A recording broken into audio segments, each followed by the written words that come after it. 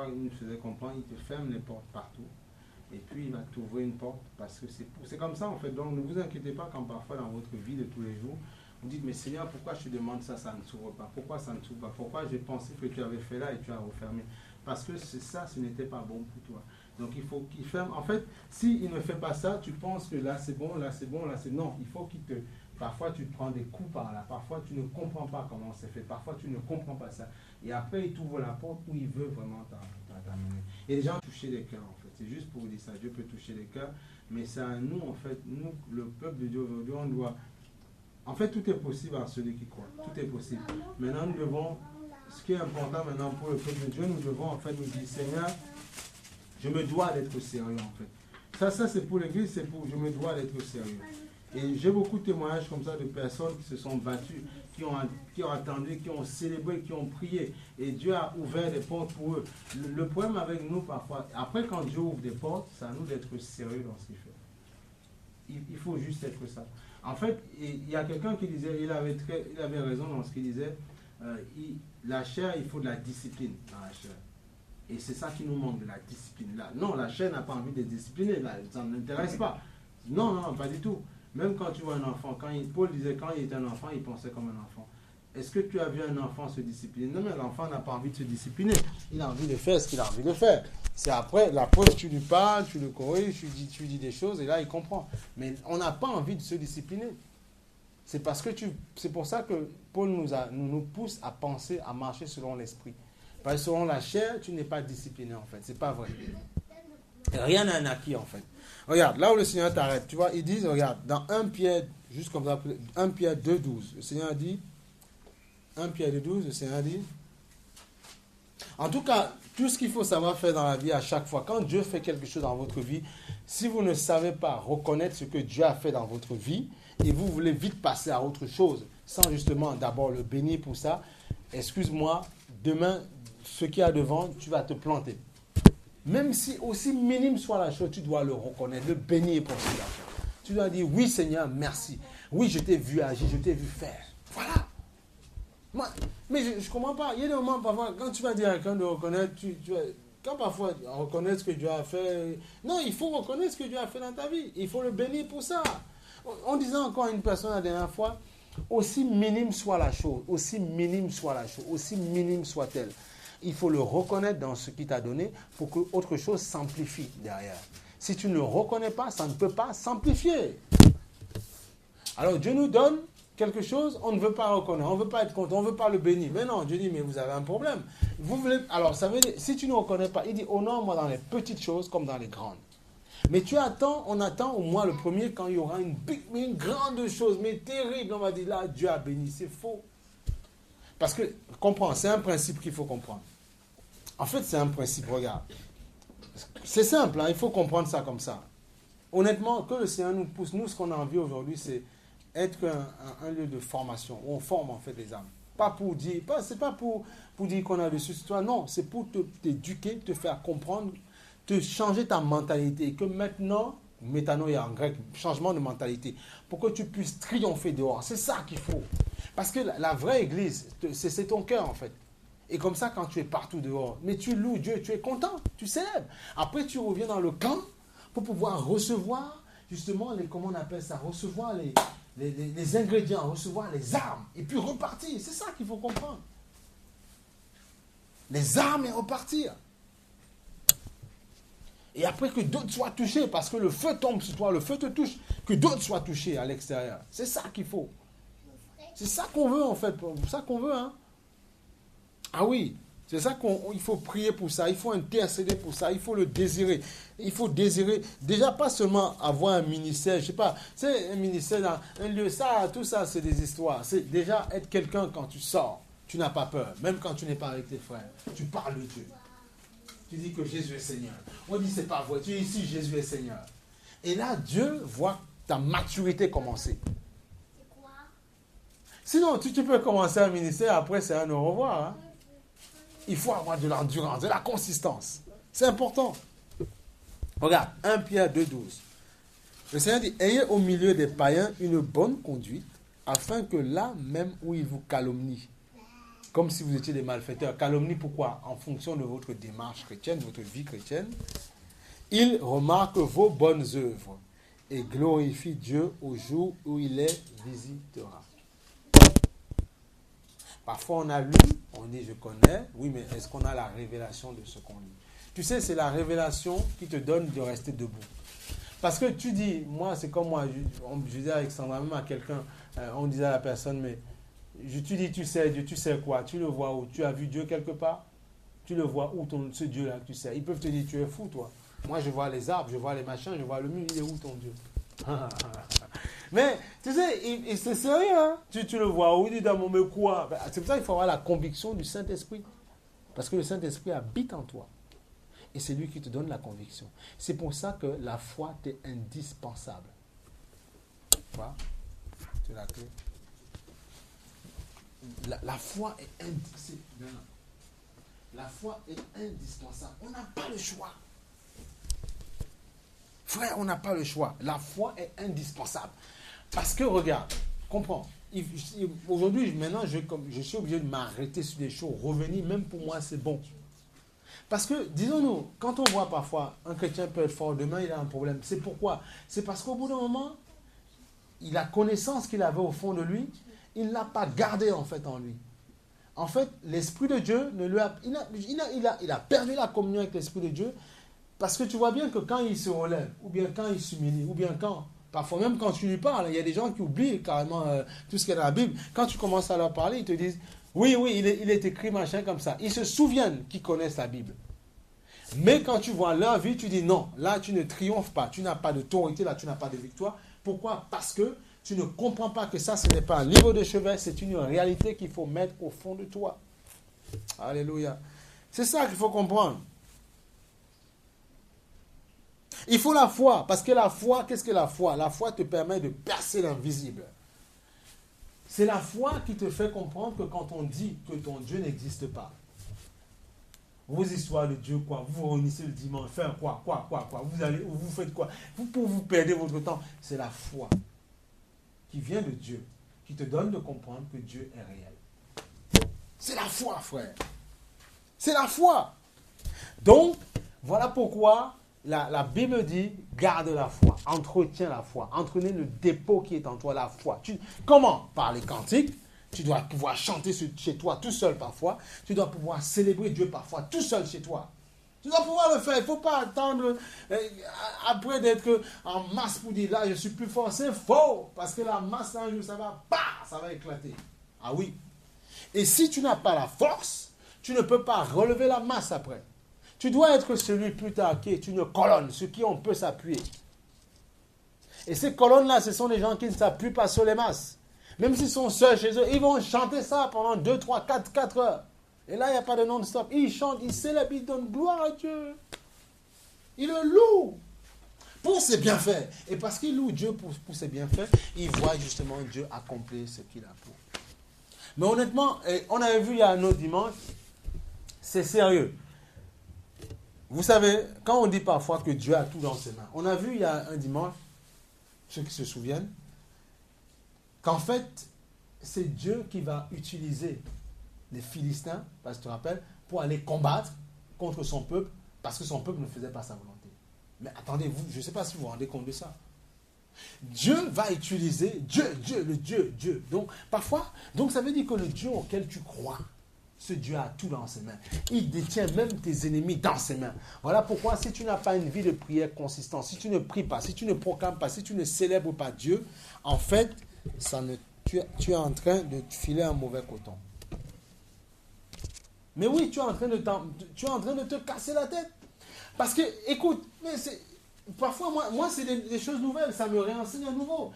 Écoute, les gens qui sont contre toi, les gens qui ne veulent pas se convertir, qui te disent ton Dieu, c'est Dieu comme Pharaon qui endurcit leur cœur pour un temps. Pourquoi? Pour te former toi. Que tu apprennes quand on te dira Dieu n'existe pas. Que tu apprennes quand on te dira oui mais c'est pas vrai. Que tu apprennes, quittez-moi, fais-moi ça, fais-moi, fais ça.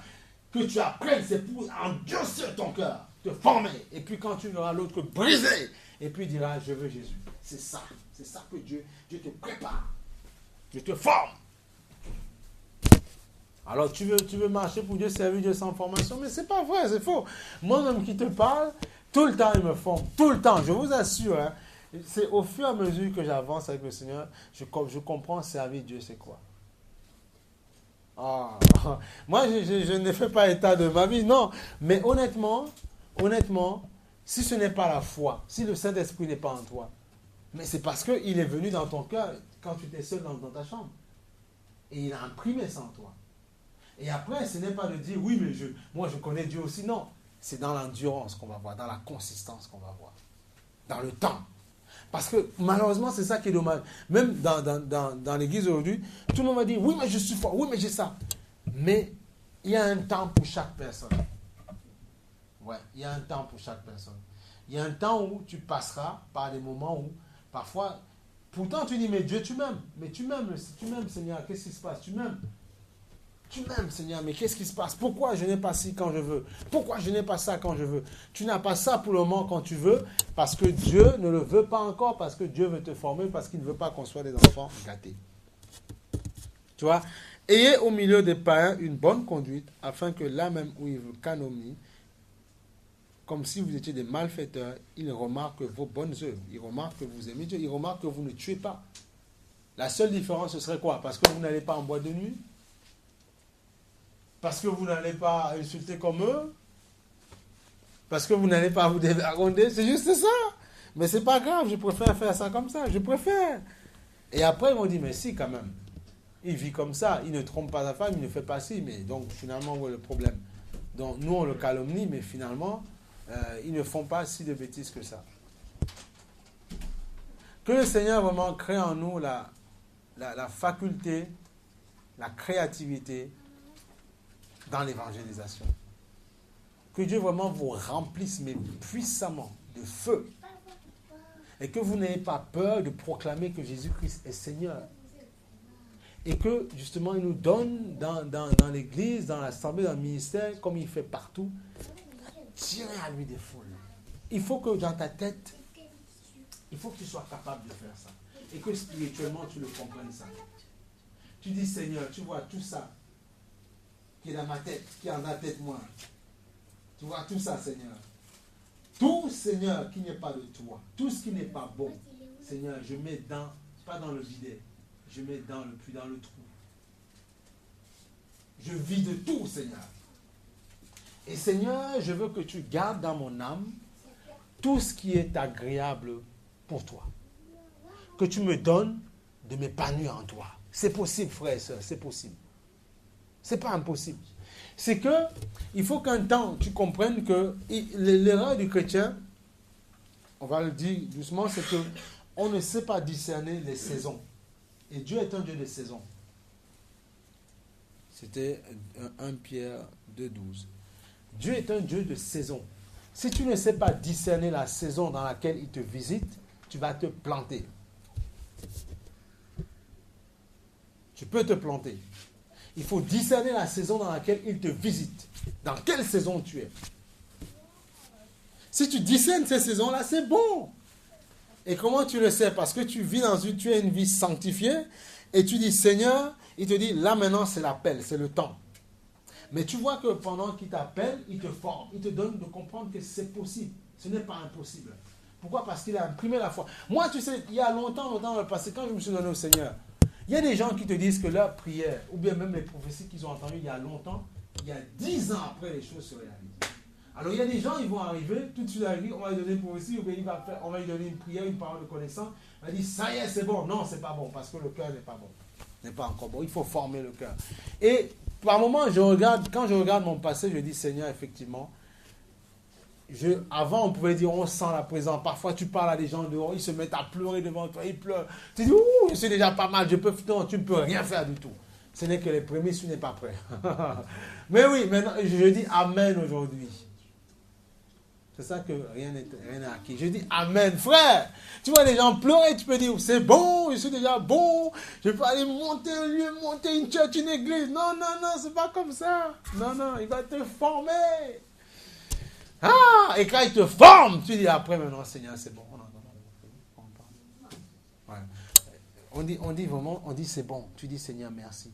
Je n'étais pas encore prêt. tu l'avoues. Je voyais des choses, mais je n'étais pas prêt. Pourquoi? Parce qu'il faut comprendre qu'on dit qu'il y a les dons de charisme, en fait. Quelqu'un peut avoir un don prophétique ou un don de puissance, un don de délivrer, chasser les démons, prier, guérison et tout ça. Mais il faut que le cœur aussi soit formé. Et c'est dans le cœur, c'est ce qu'on appelle les fruits. Il faut que ton cœur porte des fruits de l'esprit, en fait. Et si ton cœur n'est pas associé, en fait, à, comment on appelle ça, n'est pas associé à... Si les dons que tu manifestes ne sont pas associés à ton cœur qui doit être formé, malheureusement, tu peux te planter. Les fruits de l'esprit, c'est ça qui te donne de tenir debout, la maîtrise de soi. Ça, ce ne sont pas des dons, hein. En fait, c'est les épreuves parfois que tu vis, parfois les tentations qui sont devant toi où tu résistes. Ce sont ces choses-là parce que tu as résisté. Parce que le Seigneur dit, avec la tentation, il a prévu le moyen pour vous en sortir. Et donc, parce qu'il va te former dans ce moment-là, et ça va te donner de grandir. Et tu diras, mais hier je faisais ça, aujourd'hui je ne fais plus ça. Donc Dieu te donne de passer d'un état à un autre. Là, tu commences à porter du fruit. Mais par contre, il dit surtout, ne jette pas tes perles au pourceau. Garde-les, entretiens-les dans ton âme. Garde les fruits que tu portes. Que ton âme porte toujours des abricots bien purs, mûrs. Pas pourris, pas de trous, pas de vers de terre, pas d'asticots, rien du tout. Pur. Bon mango, tranquille, nickel. C'est ça que Dieu veut. Donc, tu vois, donc, ayez au milieu des païens une bonne conduite. Une bonne conduite, c'est quoi? C'est par rapport à ton attitude, par rapport aux fruits que tu portes. Tu vas parler devant un converti au travail, tu dis, bon, allez, toi, allez, viens, je délivre, je chasse dans le bureau. Non, c'est pas ça, c'est les dons de charisme qui viennent si Dieu le permet. Mais il y a aussi ton attitude que tu dois démontrer, une bonne attitude devant les inconvertis, afin que même là où calomnie, on te dit sorcier, diable, tout. Il dit, non, mais finalement, je le traite de ça. Mais je vois qu'il ne fait pas ci, il ne fait pas ça, il n'insulte pas, il n'a pas de... Pourquoi? C'est moi qui ai un problème, c'est moi qui raconte n'importe quoi. Il glorifie Dieu au jour où il les visitera. Donc c'est une promesse certaine. C'est-à-dire que s'il y a des gens de ta famille, ou des gens que tu aimes, des gens sincères, ou des gens que tu désires que Dieu les sauve, Dieu le fera certainement. À tes souhaits. Dieu le fera certainement. C'est ça qu'il faut comprendre. Dieu le fera certainement. Mais tu dois développer la patience, la maîtrise qui est un fruit de l'esprit. Voilà. Tu dois développer ces choses-là. Tu n'as pas le choix. Parfois on dit, ouais, mais les fruits de l'esprit, c'est la tempérance, la longanimité, l'amour, la paix, la joie. Mais d'accord, mais attends, est-ce que déjà, moi, je peux me dire, est-ce que déjà, j'ai développé? Donc, en fait, tous ces fruits-là, c'est toute ta vie chrétienne que tu auras à les développer. Parfois tu dis, mais non, j'ai l'amour, j'ai la tempérance, j'ai la longanimité. Ouais, c'est la maîtrise. Moi, j'ai vu même dans les églises, j'ai déjà vu ça. Les gens se mettent à genoux et disent, j'ai de l'amour. Je vous dis, j'aime tellement. Et après, tu vois, paf. Tu vois? Donc, il faut comprendre que c'est pas comme ça. C'est un travail en permanence. En fait, c'est une remise en question en permanence. Une remise en question. Une remise en question permanente. C'est une remise en question. Et je connais des gens, ça fait 10 ans, ils te disent, quand tu vois ce que Dieu a donné de faire avec l'équipe qui était autour, bien entendu, 10 ans après, ils disent, ce sont les prières qu'on a fait il y a 10 ans avant. Et là, on voit les fruits. Le travail, l'endurance, frère, la consistance. C'est à ça que tout le temps, je vous pousse à ça. Il ne faut pas croire que si tu as de la légèreté spirituelle, c'est faux. Parfois, même les dons qui sont en toi, là, parce que chacun en a, mais ils ne vont pas produire, ils ne vont pas arriver à l'excellence. Pourquoi? Parce que spirituellement, on est léger, on ne pèse pas de poids. Parfois, selon ton frère et ta soeur, tu peux dire, mais tu te prends pour... En fait, c'est juste... En fait, ce qui se passe chez nous, dans le monde chrétien, c'est juste de la comparaison. Mais tu penses que quoi? Moi, j'ai la foi plus. Tu penses... Mais non, c'est pas ça. Dieu dit, sortez des discussions vers... Centre-toi vers moi et dis-moi, si tu as quelque chose à te glorifier, positionne-toi devant moi. Est-ce que tu es ce que tu dis aux autres? Non, Seigneur, c'est vrai que je fais un peu de la blague, c'est vrai que je rajoute un petit peu pour me faire mousser un petit peu. Je dis, ok, là j'ai compris. Maintenant, viens avec moi et je te montrerai des choses cachées. Je t'enseignerai. Viens. Parce que la vie chrétienne, c'est une vie christocentrique. L'adoration, c'est ça. Il y a la communion fraternelle et l'adoration est centrée vers Dieu, comme on a fait ce matin. Ma femme ne m'a pas adoré, je n'ai pas adoré ma femme, je n'ai pas adoré. On a adoré Dieu. Et puis, il y a le temps où tu dis à ton frère, je t'aime bien. Après. Mais il y a le temps où tu te positionnes vers Dieu. Pourquoi? Pour aller chercher les bénédictions et après pour donner. Parce qu'il n'y a rien de bon dans la chair. Si justement, on verra plus tard, si justement tu ne donnes pas ton cœur pleinement, puissamment à Dieu, si tu ne puisses pas en Dieu, tu ne pourras pas donner à l'autre comme tu vas donner quelque chose de folâtré.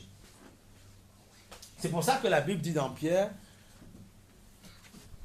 il dit avec une conscience pure. Voilà pourquoi il dit, ayant été purifié par la parole, manifestez-vous de l'amour, purifié par la parole, afin d'avoir un amour sincère. Ça veut dire que si je ne purifie pas mon cœur complètement, un jour, tôt ou tard dans ma vie chrétienne, il va arriver à un moment donné où je vais développer l'hypocrisie sans le savoir. Pourtant, je ne voulais pas le faire. C'est ça qu'il faut comprendre. Et quand, c'est ça qu'il faut. Voilà pourquoi Dieu dit que dans l'église, il donne des enseignements, des enseignants. Il faut ça parce que, et eux, les enseignants, eux-mêmes aussi, ils prennent pour leur grade. Il faut ça. On n'a pas le choix. Parce que je peux te dire, j'ai de l'amour, je t'aime beaucoup. Je peux dire à ma femme, je l'aime. Mais si dans mon cœur, je ne considère pas que ce que je dis, je l'aime. Mais après, je lui ai dit à elle, communion fraternelle. Mais après, Dieu a entendu. Maintenant, il faut que je...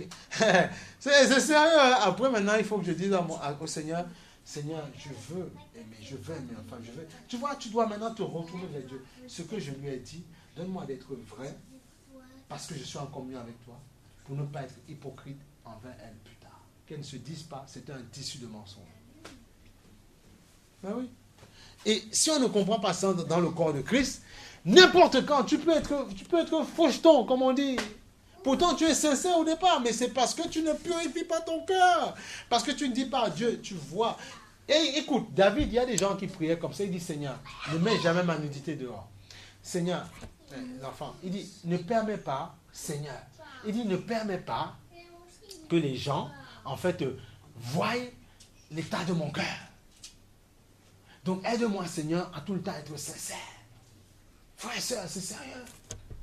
C'est sérieux la vie chrétienne. Mais vous croyez que quoi? Les gens qui ont 2-3 problèmes à gauche, à droite, tu crois que tu es meilleur qu'eux? On n'est pas meilleur qu'eux, c'est pas vrai. Mais c'est pas vrai tout ça.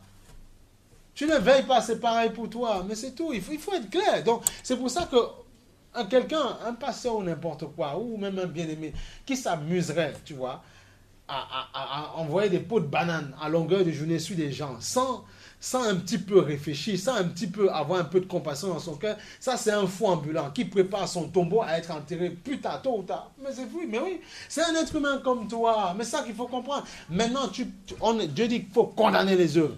Mais tu dois comprendre. C'est pour ça que quelqu'un à ton travail, même à ton travail, qui aurait agi bêtement, je ne sais pas, c'est quelqu'un du monde. Donne-lui un conseil, mais ce n'est pas parce qu'il s'est planté, il a fait une erreur là, qu'il est plus sale que toi. Non. Pour l'instant, lui, il s'est trompé. Il faut comprendre, il s'est trompé. Toi, tu ne t'es pas trompé. Donc, tu as le dessus sur lui. Tu te permets de jeter les pots de banane. Mais, en tout temps, tu dois te dire, Seigneur, il s'est planté. Tu lui dis la chose qu'il doit faire. Mais tu te dis que moi aussi, je suis un être humain. Je peux faire une erreur sur un fichier un jour. Voilà.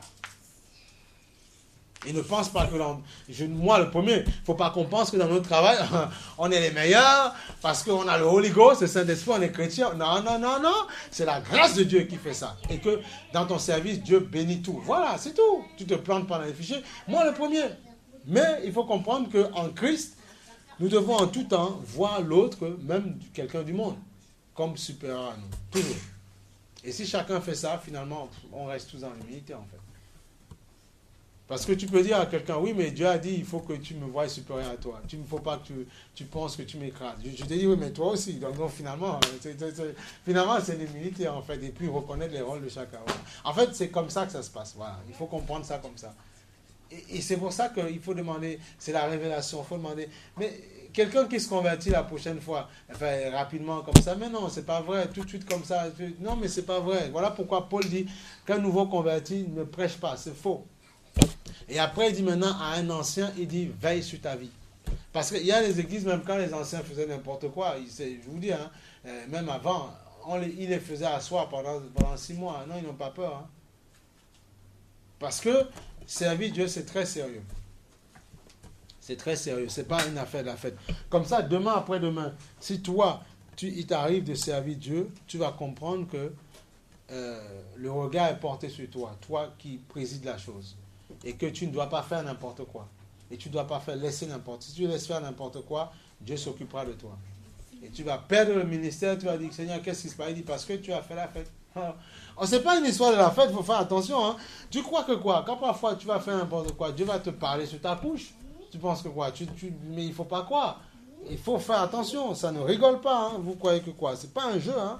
Ça ne rigole pas. Hein. Ça ne rigole pas. Hein. Ça ne rigole pas. Dieu est amour, Dieu est bon au début, il t'aime, mais il te demande, il faut être sérieux. Il faut être très sérieux.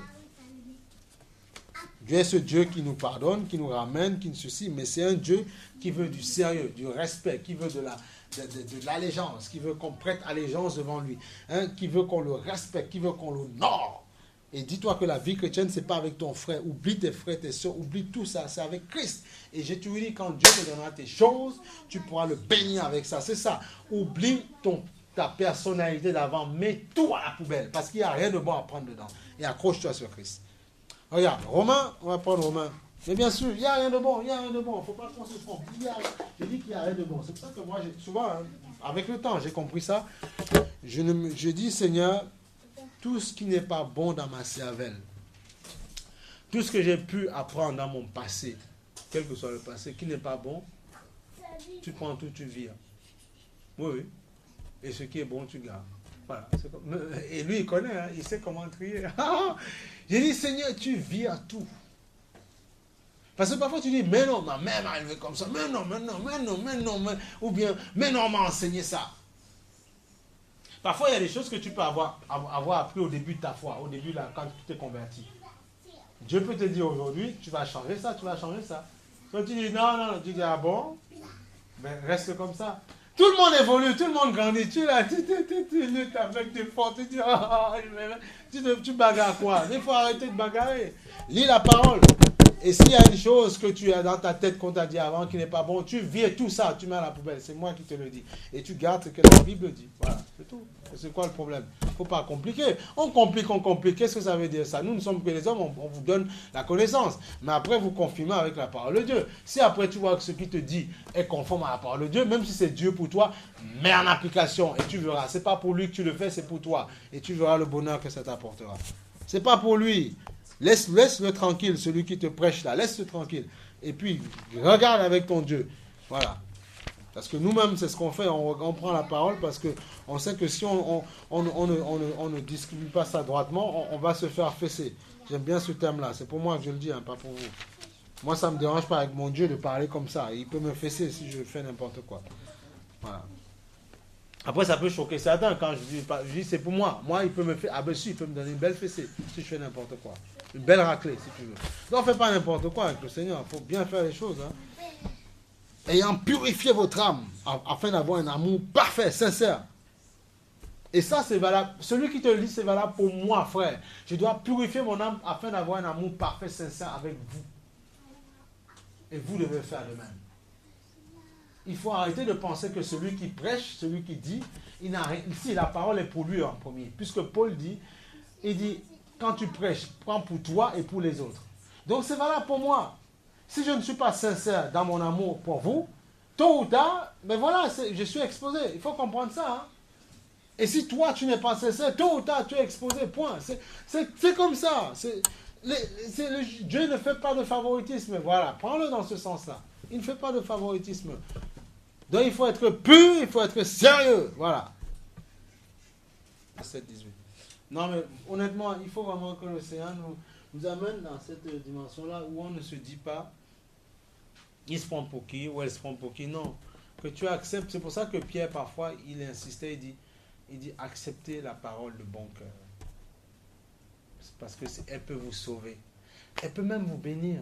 Parfois tu vas dire à une sœur qui est mariée, ou bien qui attend d'être mariée, tu vas lui dire, ma soeur, sois comme ça, sois douce avec ton mari, sois ceci. Oh, on va me dire, mais non, si tu ne fais pas comme ça, il faut comprendre que l'homme et la femme ne sont pas pareils. L'homme de nature est brut, si tu veux. Parce que la femme de nature est plus sensible. Maintenant, la vie a fait que chacun a forgé sa carapace. Il faut le comprendre ça. Et l'éducation qu'on a reçue, il y a des liens qui se transmettent par le sang. Ça, il faut comprendre ça parfois. Il y a une réalité dedans que Satan transmet par là aussi. La maman était comme ça, tu seras orageuse aussi, tu seras rebelle aussi. Ça, tout ça, c'est des liens. Mais en Christ, on a le pouvoir de briser ça. Et ce n'est pas la faute des parents non plus. Parce que c'est des liens de sang. C'est l'hérédité en fait. Mais ce n'est pas la faute. Il ne faut pas aller gronder les parents. Ce n'est pas leur faute. Eux n'ont pas la connaissance. Toi, tu as la connaissance. Donc, il faut comprendre ceci. Dieu te dit, sois comme ça. S'il te plaît, change. Sois comme ça. C'est parce que, tu sais, même un couple, hein, je suis désolé, si c'est les rôles qu'il faut balancer. Parfois, un homme aussi, Dieu peut le pousser à dire, bon, mais non, humilie-toi, vas-y. Parce que c'est bon pour le foyer. Si tu ne fais pas comme ça va capoter, c'est tout. Ou bien ça ne voit même pas le jour. Non. Dans les temps qu'on vit là, où tout le monde... les temps où on vit là, non. Ceux qui vont triompher, c'est ceux qui vont mettre en pratique ce que Dieu dit. C'est pas autrement. Ça peut pas être autrement. Ça peut pas. Vous entendez les informations comme moi, ça peut pas être autrement. Comment? Donc, franchement, si tu veux tenir jusqu'à la fin, tu n'as pas un... Bon, excusez-moi le terme, mais ça va encore choquer. Tu dois parfois apprendre à t'écraser. C'est dur, hein, mais parfois tu dois apprendre à faire ça. Devant Dieu. Et lui te protège. Il ne permet pas qu'on t'écrase.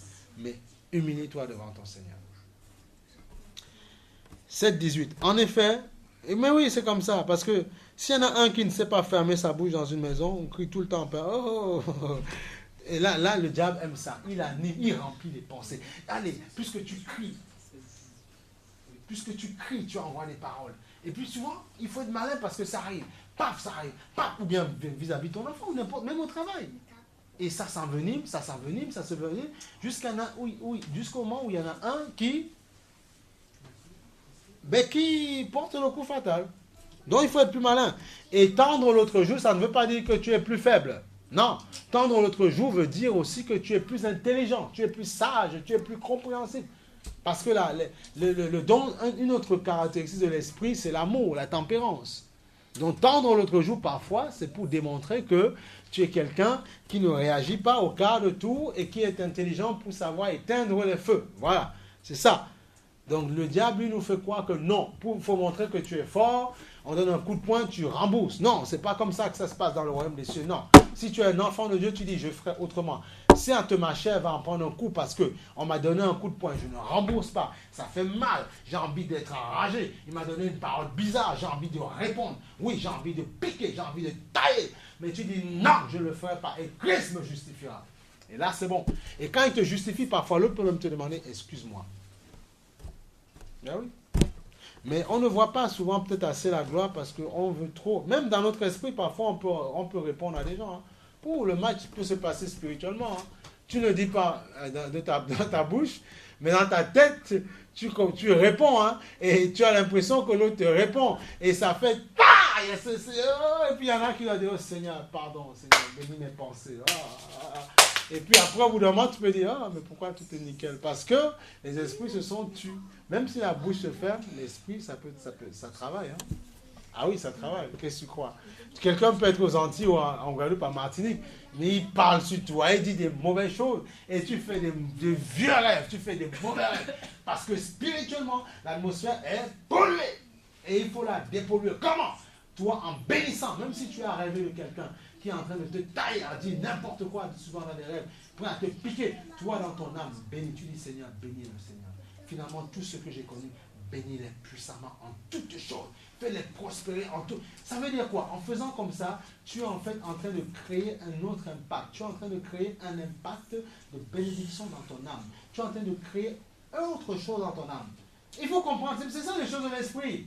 Parfois, on dit le monde spirituel est grand, mais comment? Tu fais comment pour le savoir? C'est quoi? Qu'est-ce que tu fais? Non, savoir que parfois tu peux être attaqué dans des rêves pollués parce que les gens te bombardent quelque part.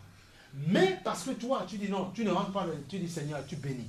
Bénis tout de suite. Tu bénis tout le monde. Et tu verras que ton âme, tout rentre en ordre, tout est recasé. Et tu es en paix, tu es reposé. Voilà. C'est comme ça qu'il faut faire. J'essaie de vous donner certaines choses pratiques. Alléluia. Donc pratique pour vous aider dans votre foi. Tu ne peux pas dire, ouais, j'ai des rêves bizarres, je comprends pas, j'ai des pensées bizarres. Ça peut être toi qui les émets toi-même, qui te fait des films, ou des gens qui sont en train de te mitrailler en esprit. Hey! Alléluia! Donc, dans ce cas-là, qu'est-ce que tu fais? Toi, tu bénis. Jésus dit, bénissez vos ennemis. En faisant comme ça, même que tu dirais, cet être humain, c'est mon ennemi. Non, Dieu dit, non, on ne jette pas comme ça. Bénis-le. Bénis. Parce que c'est le diable qui travaille. Nous n'avons pas lutté contre la chair et le sang, contre les principautés qui leur inspirent des pensées. Il faut grandir. C'est ça, vouloir mûrir. Hein. Et tu vois, c'est la même parole qu'on décortique, qu'on rentre en profondeur. Moi, je suis content, je suis dans la joie ce matin, je ne sais pas pour vous. Hein. Alléluia. Non. Tu sais, il ne faut pas laisser personne te condamner. Si tu viens devant ton Dieu, tu prêtes allégeance. Il faut pas. C'est ça la puissance de la foi. Quand on dira tout ce qu'on veut sur toi, tu dis Seigneur, je suis à genoux. Tu me vois, la pauvre personne que je suis, Seigneur mon Dieu.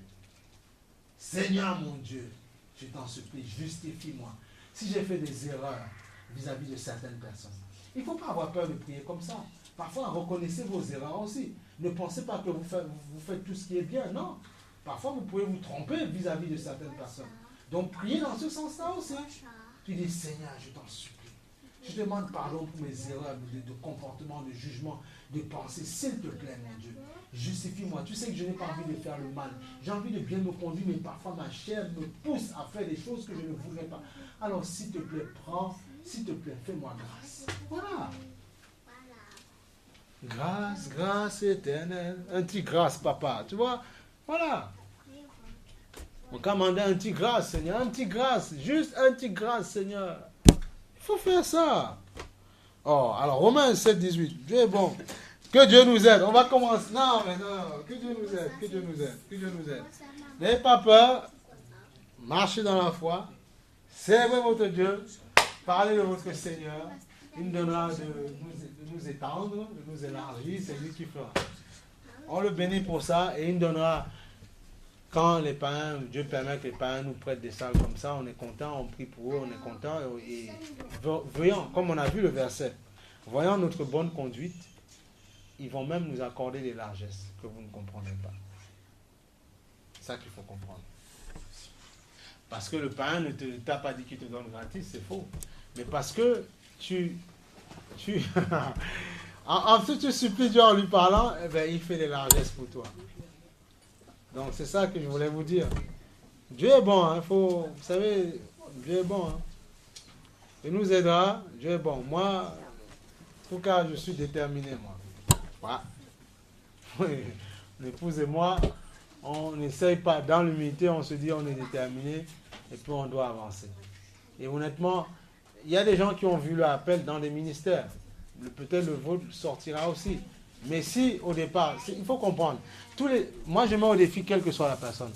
Les églises que vous voyez dans le monde entier, là, ou bien que vous voyez sur le net, ou tout ça, que vous allez voir, tout ça. Je mets au défi les gens. Vous voyez, il y a qui devant? Il y a quelqu'un. Bon, autour de lui, est-ce qu'il n'y a pas une équipe? Bon, voilà. Donc, s'il n'y a pas, si ces gens-là ne comprennent pas la vision qu'il y a, il n'y a rien. Mais tu ne vois pas l'église. C'est parce qu'au bout d'un moment, il y en a qui comprennent ça. Et puis, Dieu fait. Voilà. Donc, c'est ça, en fait, qu'il faut comprendre. Hein. Et après, moi, je ne suis pas sorti comme ça. On m'a formé aussi. Voilà. Donc, laisse qu'on te forme. Et ton temps va arriver. Ça n'arrive pas au même moment, c'est faux, ça. Chacun a un temps bien précis, bien déterminé. En fait, Dieu dit, nos cheveux sont comptés. Même nos cheveux sont comptés. Dieu a un temps pour toi. Ne précipite pas ton temps quand ce n'est pas le temps. Parce que moi, je t'assure que si, honnêtement, ce n'était pas Dieu, ah non, moi, je n'ose pas le faire. Non, pas question. Non. Pour faire quoi? Est-ce que je le vois? Non. Mais parce que sa présence m'anime. Parce qu'il est dans mon cœur. Et son esprit se manifeste par tout ce que tu veux, vision, par puissance. Tu dis, là, il est réel. Voilà. Et tu dis maintenant, bah, n'aie pas peur. On va t'intimider, mais bah, n'aie pas peur. Voilà. C'est ça. Alors tu penses que ça y est, tu as senti Dieu. Ça y est, tu chantes. Ça y est, tu pries, tu loues. C'est bon, tu peux faire. Non, c'est pas comme ça. Il va falloir que ton cœur soit formé. Si tu ne me crois pas, tu verras plus tard, Dieu t'enseignera.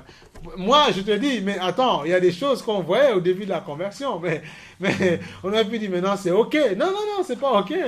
Il te forme, même dans le mariage, il te forme, dans le couple, il te forme. Mais attends, il te forme. Avec tes enfants, il te forme. Tu dis. Et là, parfois même quand ton enfant réagit comme ça, il te forme. Waouh! Et tu dis, ah là, Seigneur, oui, là, c'était pas encore bon. Là, il faut peut-être encore, je travaille par là. Il ne faut pas avoir de le dire. Mais qu'est-ce que tu crois? Demain, là, tu te sens, tu es seul. Dieu va te donner quelqu'un. Dis-toi que le mariage, en fait, amplifie ce que tu es. Le mariage va exposer les choses qui sont dans ton cœur. Et tu vas devoir travailler. Et c'est bien parce que ça te permet de travailler, de nettoyer ton cœur. Voilà.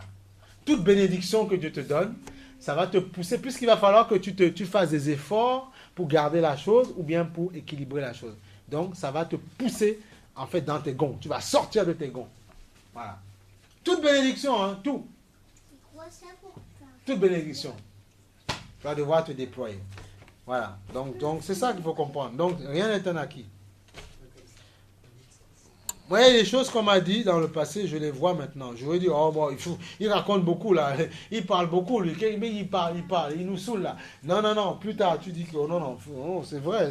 C'est vrai, ces histoires-là. Hein, c'est vrai. Hein. Regarde, alors, c'est 18. En effet, je sais que le bien n'habite pas en moi. Tu vois, le grand Paul qui dit ça, quand même, du respect. Si Paul dit ça, ça veut dire que, il est sérieux quand même. On n'est pas dans une blague là. Non, mais c'est sérieux, frère. Paul qui nous a dit c'est quoi les dons? Regarde ce que Paul fait. Il nous dit, Paul, en effet, je sais que le bien n'habite pas en moi. C'est-à-dire dans ma nature propre, nature charnelle. J'ai la volonté de faire le bien, mais je ne parviens pas à l'accomplir.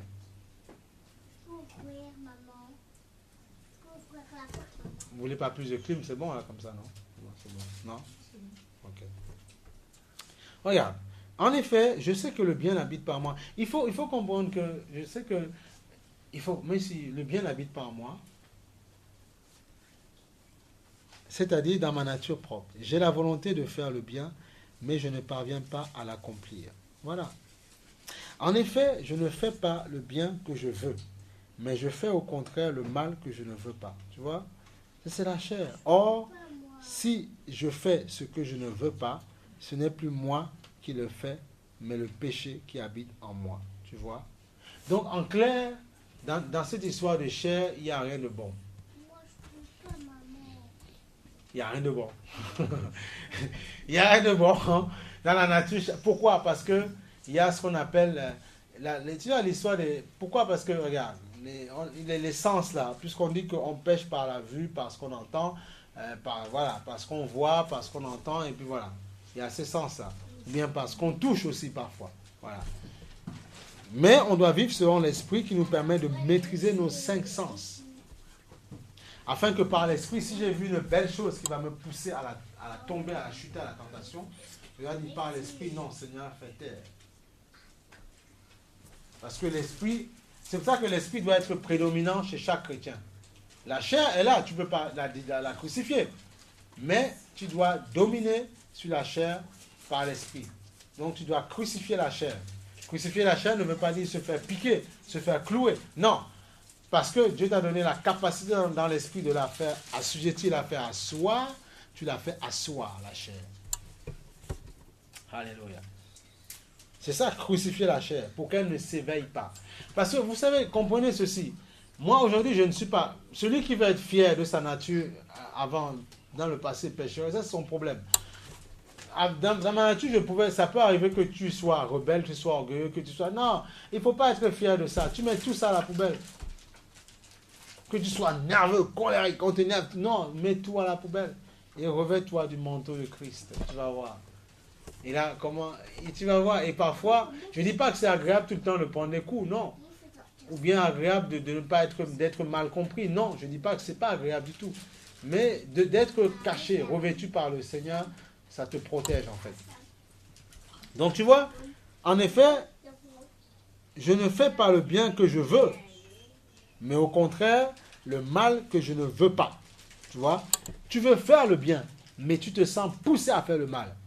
Pourquoi? Parce que dans ta chair, on a mis des choses dans le passé qui sont devenues ce qu'on a vu plusieurs fois, un caractère.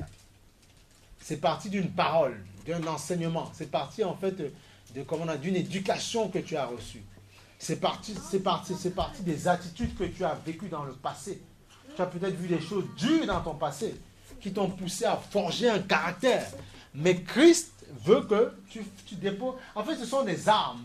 C'est pour ça que Paul dit, nous mettons, on verra si Dieu le permet la prochaine fois, comment il dit ça? Il dit, nous soumettons toute forteresse à Christ. Parce que les pensées sont des forteresses, sont des armures.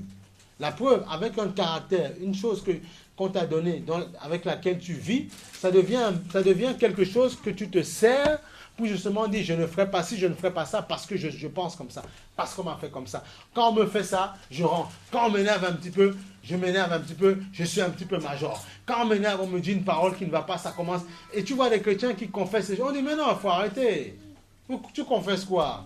Mais non, tu dis, Seigneur, découpe ça. Les gens qui ils parlent comme ça, ils sont fiers de le dire. Mais non, tu mets tout à la poubelle. Tu viandes tout ça à la poubelle.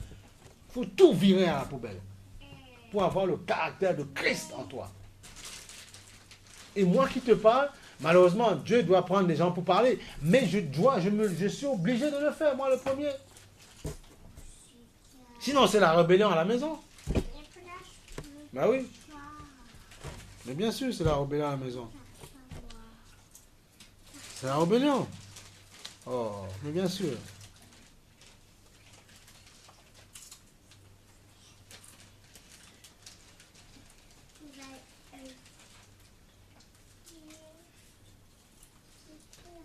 Regarde, plus tard, regarde, plus loin. On va remonter dans le 7-14. Le Seigneur dit quoi? Dans le 7-14. Nous savons en effet, Romains 7-14. Nous savons en effet que la loi est spirituelle, parce qu'elle ne concerne pas les choses de la vie charnelle. Elle parle de révérer un Dieu qui nous permet de nous accomplir ici-bas. La loi est spirituelle, mais moi je suis marqué par ma nature, vendu au péché. Tu vois ça? À cause du péché que notre ancêtre, Adam et Ève, malheureusement, ont. Malheureusement, c'est comme ça. Mais en Christ, on a le pouvoir de pouvoir détruire ces choses. En Christ. Nous avons ce pouvoir.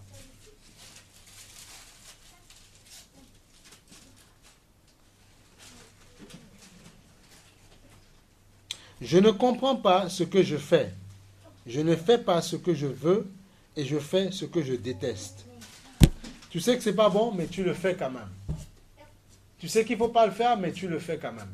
Tu sais que c'est pas bien, mais tu le fais quand même. Voilà. Pourquoi? Parce que dans ta chair, il y a ces réalités-là. Qui est ancrée en fait. Et comme ça atteint ta chair, ça atteint ton âme. Et comme c'est dans ton âme, ça devient une habitude, un caractère. Mais en Christ, on a la possibilité de détruire ces choses-là.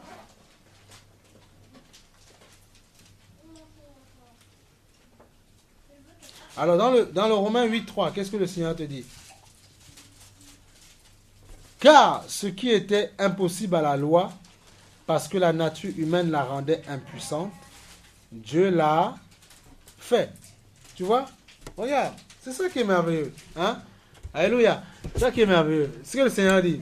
Il dit le Seigneur, dans le 8.3, car ce qui était impossible à la loi, parce que la nature humaine la rendait impuissante, parce que le péché même dans la chair était si fort que justement, le péché dans la chair était si fort que justement, la loi que Dieu avait donnée aux Hébreux, justement, ne pouvait pas justement, comment on appelle ça, ne pouvait pas nous aider à triompher. Dieu l'a fait. Tu vois, c'est pour ça qu'il te dit, Dieu l'a fait.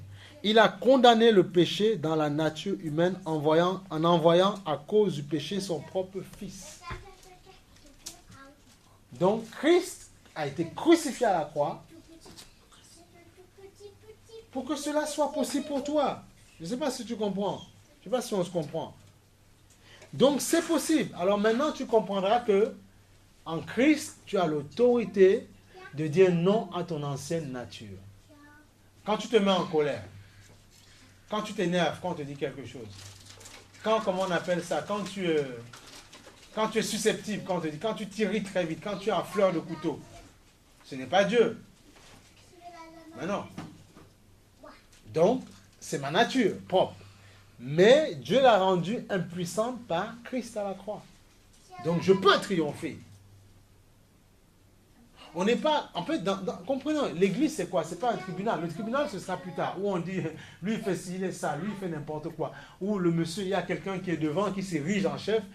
Voilà, vous êtes ça, vous êtes cochon, moi je suis... Non, c'est pas ça. Où on vient être enseigné pour nous dire, mais oui, frère, c'est pas ça, c'est pas un tribunal. Enlève ça dans ta tête. C'est un lieu où on vient être enseigné pour nous dire, voilà comme Dieu nous révèle que nous sommes comme ça. Et on a le pouvoir de triompher là. Parce que tu peux dire, mais alors je fais comme je veux, c'est ma nature, je fais comme j'ai envie. Oui, mais sauf que tu as le droit de faire comme ça. Sauf que parfois, tu t'empêches de rentrer dans la plénitude, dans la plénoïa de Dieu. La plénoïa en grec. La plénitude de Dieu. Tu t'empêches de rentrer dedans. Pourquoi? Parce que tu laisses ta première nature. Et Dieu est esprit. Et il cherche en esprit et en vérité. Voilà. Mais c'est la crucifixion de la chair qu'il faut faire. Tu n'as pas le choix. Ce que tes parents t'ont donné comme éducation qui était bonne, tu gardes. Mais oui, puisqu'on a... Le discernement, c'est pourquoi? Alors, il y a des gens, ils vont dire, bon, j'ai le discernement, je discerne. Quand un démon est à gauche, à droite, arrive à gauche, à droite. Ouais, là, on a le discernement. Je discerne quand quelqu'un fait une bêtise, ou bien comment quelqu'un réagit, comment quelqu'un fonctionne. Là, j'ai le discernement. En fait, tu te rends compte que souvent, les dons qu'on a, c'est toujours porté vers les autres. Donc, c'est toujours, ça devient malheureusement de l'accusation. J'ai ça pour discerner ce que toi tu as. Mais tu n'utilises pas aussi le même, puisque tu peux aussi l'utiliser pour toi-même. Pour toi. Comme le Seigneur dit, quand on prend la Sainte Seine, examinez-vous. Tu n'utilises pas pour toi. Mais pour accuser l'autre, là on utilise. Et je dois l'utiliser pour moi aussi. Voilà, c'est comme ça. C'est ça que la Bible dit. Auto-examinez-vous. Mais bien sûr. Donc, tu vas dire, je ne sais pas le faire. Je sais regarder mon vis-à-vis. J'ai dit, dans ce cas-là, puisque tu ne sais pas, tu ne sais pas regarder ton vis-à-vis, tu sais regarder que ton vis-à-vis, mais retourne-toi vers moi. Et là, tu auras quelqu'un qui est pur et sa lumière pourra t'éclairer. Alléluia. Et comme elle va t'éclairer, tu pourras regarder en toi que tu n'es pas propre. Pas toujours, certaines fois. Et tu diras, Seigneur, purifie-moi. Voilà pourquoi il est obligatoire d'avoir une communion avec Dieu. C'est une obligation. Alléluia. Non, honnêtement, ça, c'est les œuvres de l'esprit. Et par la foi, nous, on avancera. Et puis c'est tout. Voilà. On avancera. Parce que ce n'est pas... Parce que c'est l'esprit qui nous anime, frère. On avancera. On avancera, mais bien sûr. Et si tu as cœur, allez, on prend la main d'association, on avance. C'est comme ça. Mais bien sûr. Mais tu crois quoi, la marche chrétienne, on ne force personne dans cette histoire. Mais quand Dieu place un homme, une femme, tout ça, il y a une vision qu'il lui donne. Et honnêtement, si les gens saisissent cette vision-là, ils voient leur vie, comment la vie est transcendée tôt ou tard. Il faut juste accepter. Et là, tu vois. Tu vois les choses se faire. Mais oui. Alors, le 8-9, qu'est-ce qu'il te dit le Seigneur? Donc, tu vois, on a compris ce que le Seigneur dit, tu vois, quand il dit que Dieu a rendu ça possible. Dieu a rendu possible, justement, le fait que la nature humaine, il a rendu possible que la nature humaine aujourd'hui triomphe sur le péché. Pourquoi? Parce que Christ est mort à la croix. Voilà.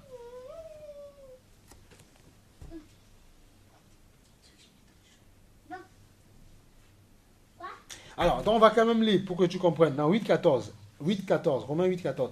Ainsi, la justice réclamée par la loi est accomplie en nous qui vivons non conformément à notre nature propre, mais conformément à l'esprit. Et ce sont ces choses qui te permettent de rentrer dans ton héritage, mon frère, ma soeur. Ce que Dieu a pour toi en réserve. Ce sont ces choses qui te donnent de rentrer dans ton héritage. Et bien sûr. Ben oui. Ça te donne de rentrer dedans. Dans ton héritage. Ce sont ces choses-là. Parce que, en fait, regarde. on est enfant. Le Seigneur dit, écoute, il dit, comprends, c'est important. Le Seigneur nous dit, on est enfant de Dieu. Il dit, ceux qui sont enfants de Dieu ont le pouvoir sur le péché. Ceux qui sont enfants de Dieu. Ça veut dire que si je me laisse dominer par le péché, Dieu, par le pardon, bien entendu, me regreffe et tout ça, voilà. Si je me laisse dominer, je ne suis plus enfant de Dieu.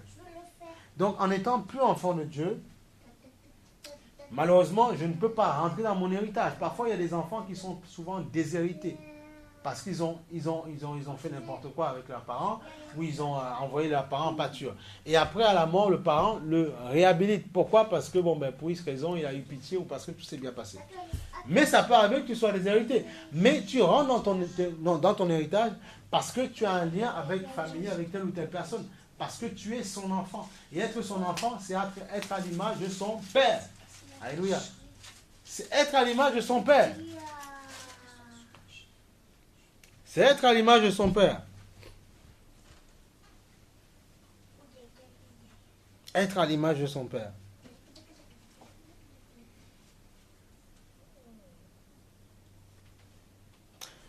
Donc, et tu vois, ainsi la justice réclamée par la loi est accomplie en nous qui vivons, non conformément à notre propre nature, mais conformément à l'esprit. Pas à la nature, si tu veux, que j'avais. Pas comment on m'a élevé. Pas ce que j'ai appris. Parfois même des choses que j'ai appris dans ma vie spirituelle. Mais, si je marche selon l'esprit, l'esprit est comme un vent. Donc, c'est l'esprit qui aspire à la transformation. La chair, on ne peut pas la transformer. La chair, elle est noire, elle reste noire. Blanche, blanche. À moins que, on prend il y a des produits décapants, des machins comme ça. Pour transformer, si on veut. Même après, on a des problèmes de cancer de peau. Voilà. Mais c'est l'esprit qui aspire à ces choses-là. Tu vois? Dans 8.9, qu'est-ce que le Seigneur te dit? Quant à vous qui n'êtes pas animés, quant à vous, vous n'êtes pas, il parle les autres. Tu vois, il disait ça aux Romains, parce que les Romains faisaient n'importe quoi. Quant à vous, vous n'êtes pas animés par, Romains, il les exhortait. Quant à vous, vous n'êtes pas animés par votre nature propre, mais par l'esprit. Après, il dit, si du moins l'esprit de Dieu habite en vous. Voilà. Parce qu'il voyait des choses, tu vois, il leur parlait. Bon, certains avaient bien pris, d'autres peut-être mal, je ne sais pas. Tu vois? Oh, mais en Dieu, on va bien se réjouir. On se réjouit dans le Seigneur. Il faut juste que tu apprennes à te dire, Seigneur, ma vie a été tout un ensemble de choses. Il y a des choses que j'ai apprises. Maintenant, dans tout ce que j'apprends dans la vie, tu sais ce qui est bon et ce qui n'est pas bon. Maintenant, Seigneur, je te fais cette prière, tout ce qui n'est pas bon. Parce que toi, tu es bon, tu es le Dieu de lumière, le Dieu d'excellence. Tu prends tout, tu mets au feu, ah oui, et puis ce qui est agréable, garde ça en moi. Voilà. Il faut apprendre à prier comme ça. Oui, de temps en temps, il faut faire comme ça. Tu vas voir, et ça veut dire, en priant comme ça ne veut pas dire que tout de suite tu es sanctifié. Mais tu donnes un accès à Dieu pour entrer dans ton cœur. Tu donnes un accès. Que l'atmosphère là, que Dieu nous donne là, comme ça, ce matin, je bénis le Seigneur, faisons tout pour entretenir ça. Par la prière, par le jeûne, même dans la semaine, n'hésitez pas, même au moins une fois, si tu peux jeûner, c'est bon, même une fois. On ne demande pas 2, 3, même une fois, même 5 heures seulement, si tu peux, c'est bon aussi. Si tu ne peux pas, tu ne peux pas, mais on peut quand même, même 2. Tu dis, bon, le matin, je ne prends pas de déjeuner, je mange jusqu'à 13h, je mange à 14h. Voilà, déjà, ça commence déjà pas mal, là, tu vois. Après, si tu peux pousser jusqu'à 16h, tu pousses, ça c'est toi. Mais au moins, c'est un pour tout le monde. Au moins une fois par semaine, tu vas voir, ça va être bien pour toi. Ça va être bien pour toi. Si tu peux. Mais il faut le faire. C'est pour toi, c'est pas pour moi. Mais fais-le. Ça ne veut pas dire que c'est ça qui te donnera toutes les bénédictions, mais au moins, tu feras ce que Dieu te demande de faire. Donc, au moins, si tu peux le faire, c'est bien. Et ça te donnera plus de force, plus de caractère en Christ. Pas le caractère qu'on a eu dans la vie, mais le caractère de Christ. Qui aime, parfois qui est rigoureux, mais qui aime. Quant à vous, vous n'êtes pas animés par votre nature propre, mais par l'Esprit, si du moins l'Esprit de Dieu habite en vous. Si quelqu'un n'a pas l'Esprit de Christ, il ne lui appartient pas. Et si Christ est en vous, votre corps, il est vrai, est mort à cause du péché. Mais votre esprit est vie à cause de la justice. Et si l'Esprit de celui qui a ressuscité Jésus habite en vous, celui qui a ressuscité Christ rendra aussi la vie à votre corps, mortel par son esprit qui habite en vous. Donc, ça veut dire que quand le Saint-Esprit rentrera en toi, il saura te dire, ça tu fais pas. Voilà. C'est lui qui fera en fait. Mais il ne faut pas croire, quand on parle de l'évangile, on croit que ouais, quand ça se trouve, Dieu va me donner quelqu'un, ou je sais pas, on va rester juste à lire la Bible tous les 4 secondes, lire tout le temps, on ne va jamais avoir des moments de loisir. Mais non, c'est pas vrai, c'est pas vrai. Ça c'est ton code pour te conduire, mais tu as des moments de loisir. Tu dois aller à Carrefour tout le temps, hein, tu dois aller prendre le train. Donc il ne faut pas croire, on n'est pas des ermites. Hein. Donc il y a des moments dans ta vie chrétienne où tu auras tes loisirs à toi. Mais le fait tu as accompagné ton petit enfant, le petit-fils, tu vas le faire balader un petit peu dans les jardins, voilà, des choses comme ça, voilà, oui, amen, c'est ton droit, voilà. Mais tu le fais avec une autre disposition, parce que l'Esprit de Dieu est en toi. Mais non, c'est pas se fermer dans un coin, et puis on est là, on fait des, comme les hindous, les mantras, on est là, non, c'est pas ça. Dieu nous demande de sortir, d'aller parler aux gens dehors. Ils ne vont pas nous enfermer là. Là, on se met là parce qu'on doit recevoir. Et après, on est rempli, on sort, le feu est là. C'est possible. Qu'est-ce que tu crois? Mais c'est possible. Parce que moi, j'ai dit c'est possible, frère. Et on va avancer au nom de Jésus-Christ. Mais ça, c'est clair.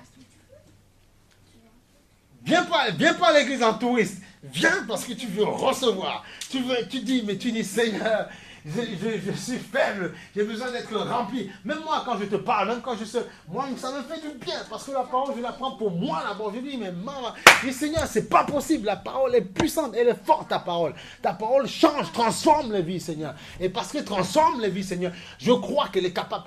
Regarde, si tu penses que Dieu ne va pas attirer d'autres personnes, ça veut dire que toi, tu es un martien, ou bien moi, je suis un petit prétentieux. Alors, Dieu t'a sauvé. Écoute, je te mets au défi, il faut comprendre l'évangile. Regarde. Les gens qui sont dehors, là, partout, qu'ils soient noirs, noirs, tout ce que tu veux là, hein? Métis, pas métis, tout ce que tu veux, ce sont des êtres humains comme toi. Ils ont dit oui à Jésus. Pourquoi ils ne pourront pas te dire oui aussi? Pourquoi Jésus, ils ont dit pourquoi eux ne pourront pas? Non, toi tu as dit oui à Jésus, pourquoi eux ne pourront pas? Non, mais parfois il faut réfléchir. Donc c'est possible, c'est le diable qui nous paralyse en fait, le diable qui nous met dans Si, c'est possible au nom de Jésus. Et il y en aura d'autres encore qui se donneront. Et il y en aura d'autres encore qui se baptiseront. Si c'est possible. Il y en a qui diront oui au Seigneur. Si, frère. Si on est là, c'est possible. Sinon, Dieu te ferme toutes les portes. S'il ouvre des portes, c'est parce qu'il te dit c'est possible. À toi de comprendre ce que je fais, à me prendre au sérieux. Ah oui, il faut arrêter. C'est sérieux. Qu'est-ce qui a fait qu'on se connaît? C'est parce que tu as accepté Jésus, parce que j'ai accepté Jésus, et puis on se connaît.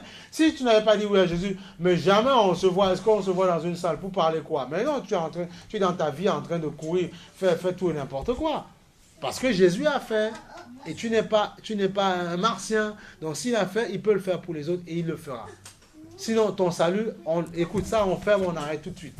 S'il a dit que c'est possible, les gens feront, les gens se donneront. Et puis, ils nous enverront dans la mission, il nous tracera un terrain, il nous donnera un secteur, c'est tout. Voilà. Quand Dieu t'établit quelque part, c'est parce qu'il y a un secteur à prendre, et puis c'est à toi de prendre, à toi de ne pas avoir peur. Voilà. Il ne faut pas avoir peur. Tu ne dois pas avoir peur. Si tu veux avoir peur, ça c'est toi, mais tu ne dois pas avoir peur. Regarde ce qu'il te dit le Seigneur. Il dit... On va prendre, regarde, mais c'est sérieux, c'est honnêtement. Voilà. Dans le 13, puis on va passer à autre chose.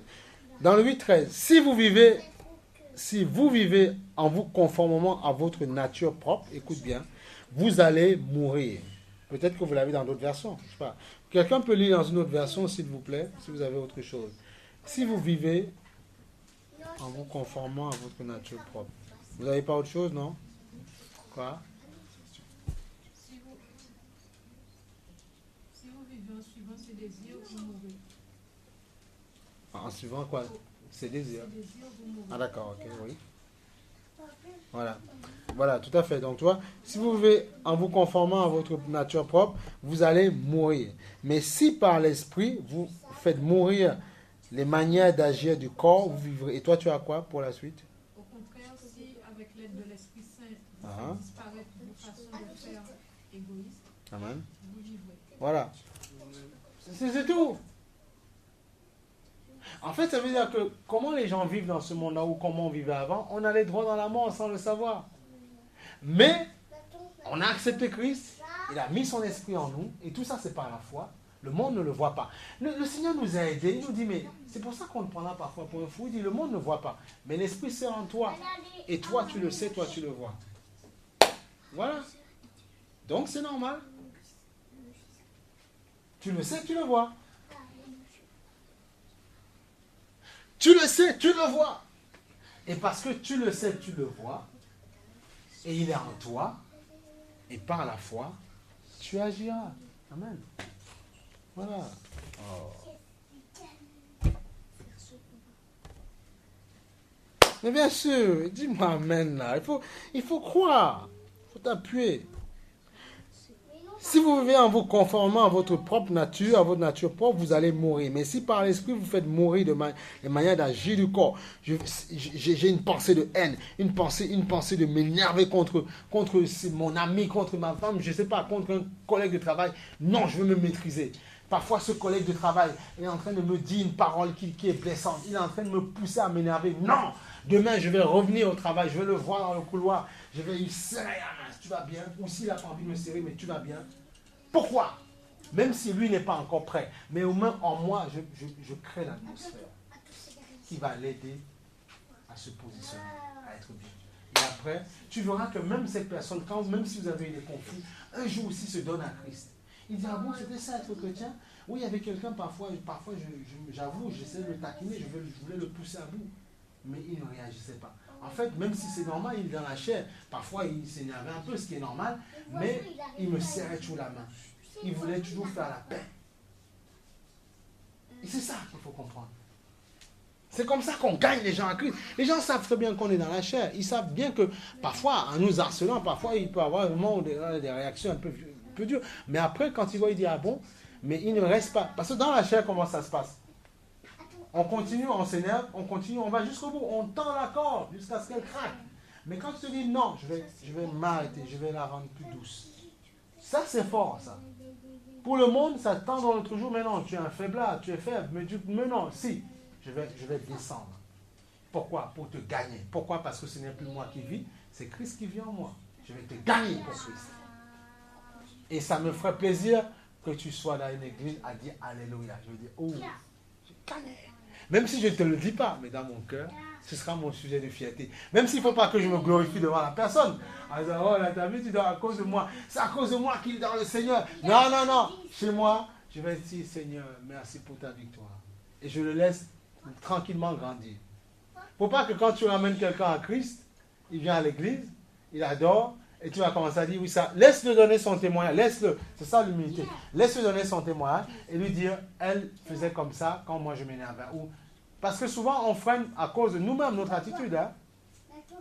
Laisse-le donner lui-même son témoignage. Toi, ne te glorifie pas en disant c'est à cause de moi. Glorifie-toi peut-être avec des gens qui sont mûrs, ou bien avec des gens, ou bien chez toi seul avec ton Dieu, voilà, fais tes affaires. Mais ne le dis pas devant lui. Parce qu'il risque après de se rétracter ou faire autrement. Il faut apprendre à faire ça. Pour son bien-être. Après, quand il grandira, il pourra même te l'avouer, tu sais que c'est à cause de toi que je suis dans le Seigneur. Et peut-être qu'il donnera lui-même, il demandera, j'ai un petit témoignage, il dira, je me suis donné parce que l'autre faisait comme ça. Et je suis content. Voilà. Alléluia. Gloire au Seigneur. Amen ou pas amen? Mais bien sûr, Dieu est bon. Qu'est-ce que quoi? Dieu est bon. Il faut se détendre avec le Seigneur. Il faut se détendre. Il ne faut pas se crisper. Là. De toute façon, tu crispes, tu t'énerves. Ça, je perds mon temps en faisant ça. Parce que je ne serai pas béni. Non. Je ne serai pas béni. Donc, je suis obligé. Parce que c'est la parole de Dieu qui dit. Ce n'est pas le choix. Non, mais amen, amen. Mais bien sûr. Non. On va prendre Matthieu 11, 29. Matthieu 11, 29. Tu vas voir quelque chose. Mais il y a quelque chose qui m'a frappé quand on avait vu ça il y a pas mal de temps, où le Seigneur te dit que c'est lui qui prendra tes adversaires contre toi parce que tu auras fait n'importe quoi ou pour te former. Mais c'est là que tu te rends compte quand même que Dieu est capable de... Il gère tout. Donc s'il gère même mes ennemis, je ne dois pas avoir peur. Ça veut dire que si je marche droitement, qui pourra me faire? Il dit, que pourra me faire un homme? Rien. C'est pour ça que Paul disait, même un ange, même une domination. C'est pour ça que même quand le diable il envoie des rêves bizarres, les gens disent, je vois des boucs m'attaquer la nuit. Dieu est au-dessus des boucs, des machins, de toutes ces choses-là qui attaquent la nuit, qui font faire des rêves bizarres. Il est au-dessus de toute maladie, mais tout dépend de comment tu exerces ta foi.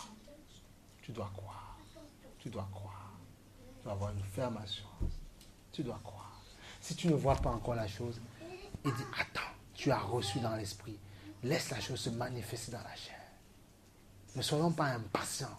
Ne soyons pas impatients comme ça. Quelque chose de très fort encore. 11-29.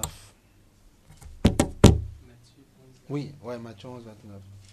Seigneur dit de belles... C'est merveilleux. Moi l'évangile, c'est bien. Parce qu'à chaque fois, quand il y a une virgule, un point d'interrogation, un ceci, tu vois, il y a des choses. 11, 29, regarde. Le Seigneur dit, acceptez mes exigences. D'autres, c'est mon fardeau, des choses comme ça. Bon, attends, on va aller sur le 28. Regarde. 11, 28. On l'a déjà lu, mais comprends ce que là où j'ai envie de te faire. Je veux que tu rentres quelque part. Et que quand, dans la semaine, il y a une pensée bizarre qui arrive, tu dis non, Dieu m'a dit ça, je vais croire. La faiblesse du chrétien vient dans le fait qu'il ne croit pas aux promesses de Dieu. C'est là la faiblesse. C'est tout. Il y a des moments où Dieu a dit, il y a ça qui va se faire. Mais tu es là, il n'y a pas encore, ou bien il y a une bousculade, tu dis, oh non, c'est fini, oh non. Tu dis, Seigneur, je ne craque pas. Et rappelle-toi que tu as dit ça dans l'assemblée, que tu ne craquerais pas, tu ne baisserais pas les bras. Et sois un petit peu fier, il ne craque pas. Là, utilise ta fierté, ton orgueil. Allez, ta fierté, utilise-la pour ça. Non, quand même, j'ai quand même la retenue, j'ai quand même dit ça. Je dois quand même tenir, voilà. Mais bien sûr. Tu vois, c'est ça qu'il faut comprendre. Oh, 11-28, le Seigneur te dit quoi? Venez à moi, vous tous qui êtes fatigués et courbés sous un fardeau. Je vous donnerai du repos. Tu vois?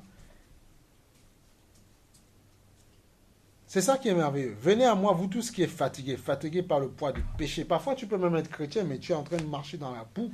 Je dis, viens à moi. Regarde ce qui est merveilleux. Et je vous donnerai du repos. Acceptez mes exigences et laissez-vous instruire par moi. Tu vois? Viens à moi.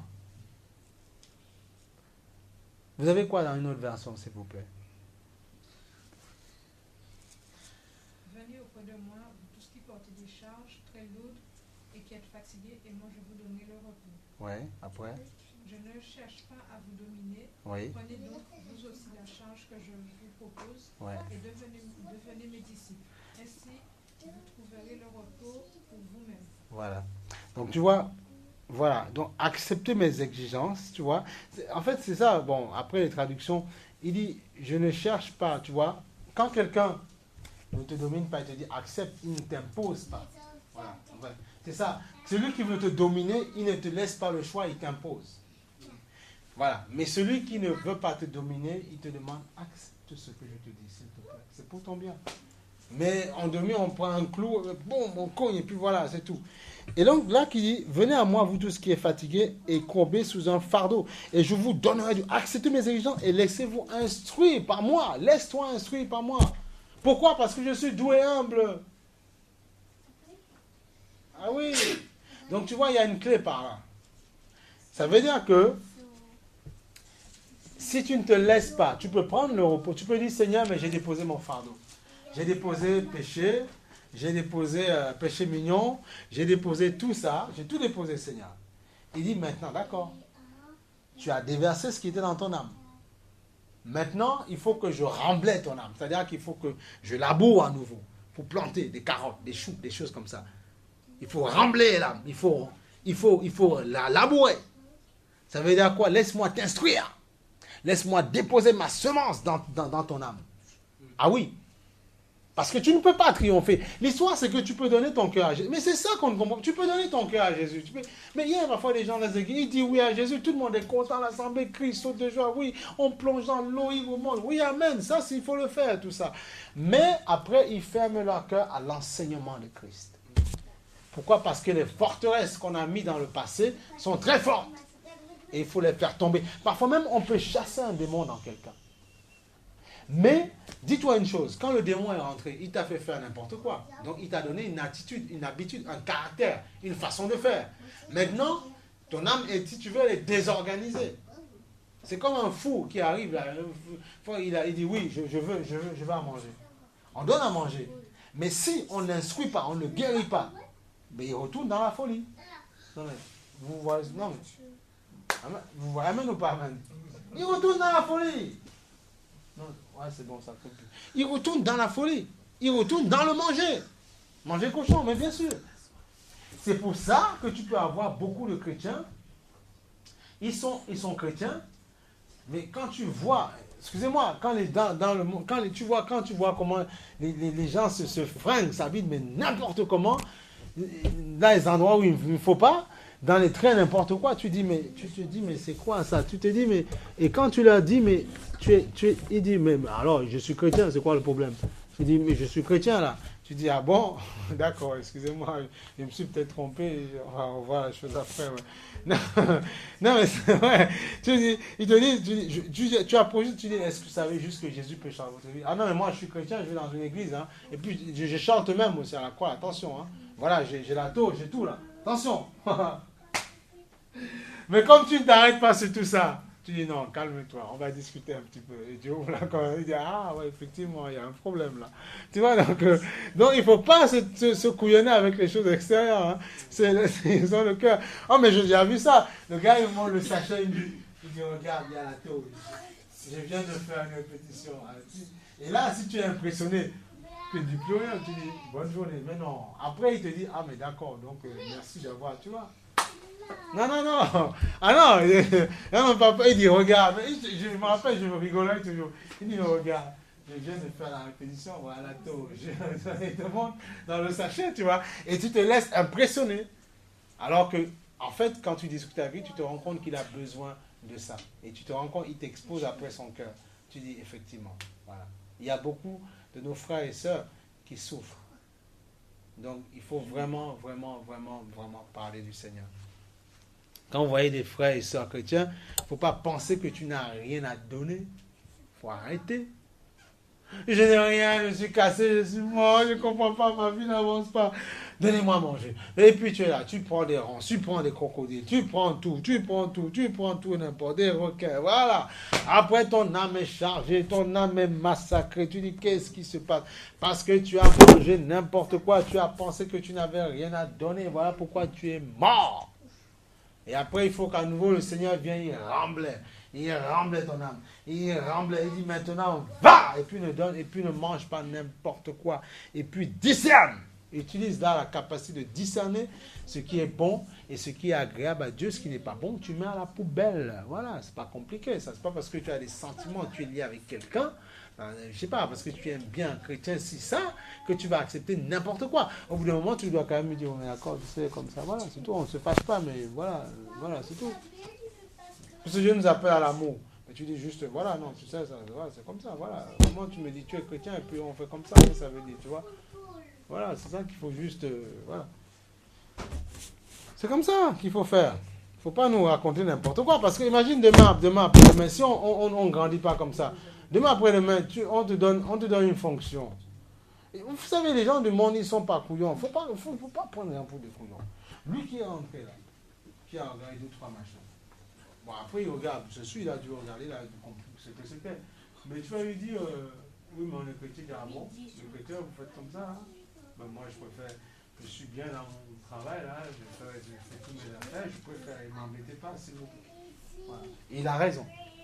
Donc, nous, comprenons qu'on a un rôle à jouer. Il doit y avoir une différence entre eux et nous, toujours. Maintenant, on ne demande pas de mettre des soutanes sur le corps. Non, jamais on n'a pas dit ça. Mais un chrétien doit se responsabiliser. Surtout Voilà, c'est juste ça. Voilà, sa façon de faire, c'est juste ça. Après, tu vis ta vie bien, comme il faut. Tu es chez toi. Chez toi, c'est freestyle. Tu fais comme tu veux. Tu n'as pas de problème. Tu n'as aucun compte à rendre avec personne. Mais quand tu sors, tu gères, c'est tout. C'est tout ça qu'on dit aux gens. Faut pas. Après, les gens vont dire, ouais, il me dirige, il me dit comment faire. J'ai entendu ça. Oh là là. Mais non, arrête un petit peu. Il faut grandir. Il faut grandir un peu. Et puis comprendre que, voilà, il faut grandir. Alors, l'Esprit de Dieu ne parle plus dans les gens, alors. C'est comme ça qu'on met un mort dans les gens et les gens ne parlent plus. Et après, on laisse faire n'importe quoi dans les églises. N'importe quoi. On se pose des questions. Parce que les gens eux-mêmes ont mis un mort dans la bouche du pasteur. Il ne peut plus rien dire. Parce que si tu ne dis pas, nous on va tailler les vivres. On serre le porte-monnaie. Il faut rigoler, non on rigole. Et puis on ne donne rien.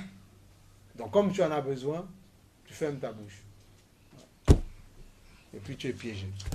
C'est pour ça que même là aussi, les gens que Dieu va appeler, il va faire autrement en fait pour eux. Parce qu'on est dans des temps où il faut que les gens parlent. Il faut des trompettes qui parlent. Il faut que les gens parlent. Donc tu verras beaucoup qui vont servir le Seigneur. Dieu va les consacrer dans leur cœur, qui travailleront. Ils vont aménager leur façon de leur travail, mais ils vont prêcher l'évangile. Ils n'ont pas le choix. Parce qu'on a fermé la bouche à beaucoup de personnes avec ça. Mais aujourd'hui c'est fini. Ça va changer ça. Parce que Dieu veut, on est dans la fin des temps, il faut que beaucoup soient sauvés, il faut que les âmes... Moi, comment je vois le ministère aujourd'hui? Je vois ça comme une plateforme. Hein. Vous êtes là, si vous saisissez, vous êtes des équipiers fidèles, que Dieu soit béni, on fera les tâches. Mais si vous voulez faire la fête, ça c'est vous, ça ne me regarde pas. Après, Dieu fait comme il veut, tu vois. Mais, où les gens sont là, ils arrivent là, ils reçoivent Jésus, et puis voilà, on prie pour eux, on te dit, donc, frère, soeur, allez, va prier là-bas. C'est comme ça, et puis l'église vit, moi je vois ça comme ça. Mais il faut que tu saches ce que tu veux dans le Seigneur. Il ne faut pas que tu sois volage dans ta tête. Non. Ben, si toi, tu es volage, si on te demande d'aller prier pour quelqu'un, après tu ne veilles pas, quand tu restes chez toi, mais Dieu va bien te donner une belle fessée. Donc il faut des gens, on veut des gens costauds, stoïques. Maintenant on ne dit pas que tout de suite tu seras costaud, c'est faux. Mais accepte l'enseignement, la connaissance et laisse-toi enseigner, grandis. Et tu vas voir, parce que tu grandiras, Dieu attire, Dieu te donne des fonctions, voilà, des choses comme ça. Il faut accepter ça. Mais avant ça, il faut être formé. Je connais des gens aujourd'hui, il y a 10 ans après, ils servent Dieu dans le campus d'une autre église, je ne sais pas où, dans un pays tel, mais ils ont accepté d'être formés au départ par le pasteur, au départ, par l'enseignement. Et après être formés, on leur a confié des choses. Aujourd'hui, ils sont contents. Ils disent que s'il avait... Il y en a un qui a donné un témoignage une fois, il dit s'il n'avait pas accepté ce qu'on lui avait dit, parce qu'il était de nature susceptible en fait. Il dit s'il n'avait pas accepté aujourd'hui, il ne ferait pas ce qu'il fait dans le Seigneur. Et il est content. Et il disait, je bénis Dieu pour cet homme-là qui m'a enseigné. Parfois, il y a des paroles qui m'ont peut-être pas souvent plu, mais j'en avais besoin. Et même la personne lui-même dit, vous savez, ce que je vous dis, en fait, c'est pour moi aussi, parce que ça me fait du bien. Mais si on ne le fait pas, moi, je ne change pas, tu ne changes pas. Et rien ne se passe. Et les gens ne changent pas. C'est fini, ça. Non, on sert Dieu, on ne sert pas un homme. C'est pas une affaire d'homme, là, c'est faux. C'est pas une affaire d'homme. Dieu va nous aider, Dieu va nous épauler.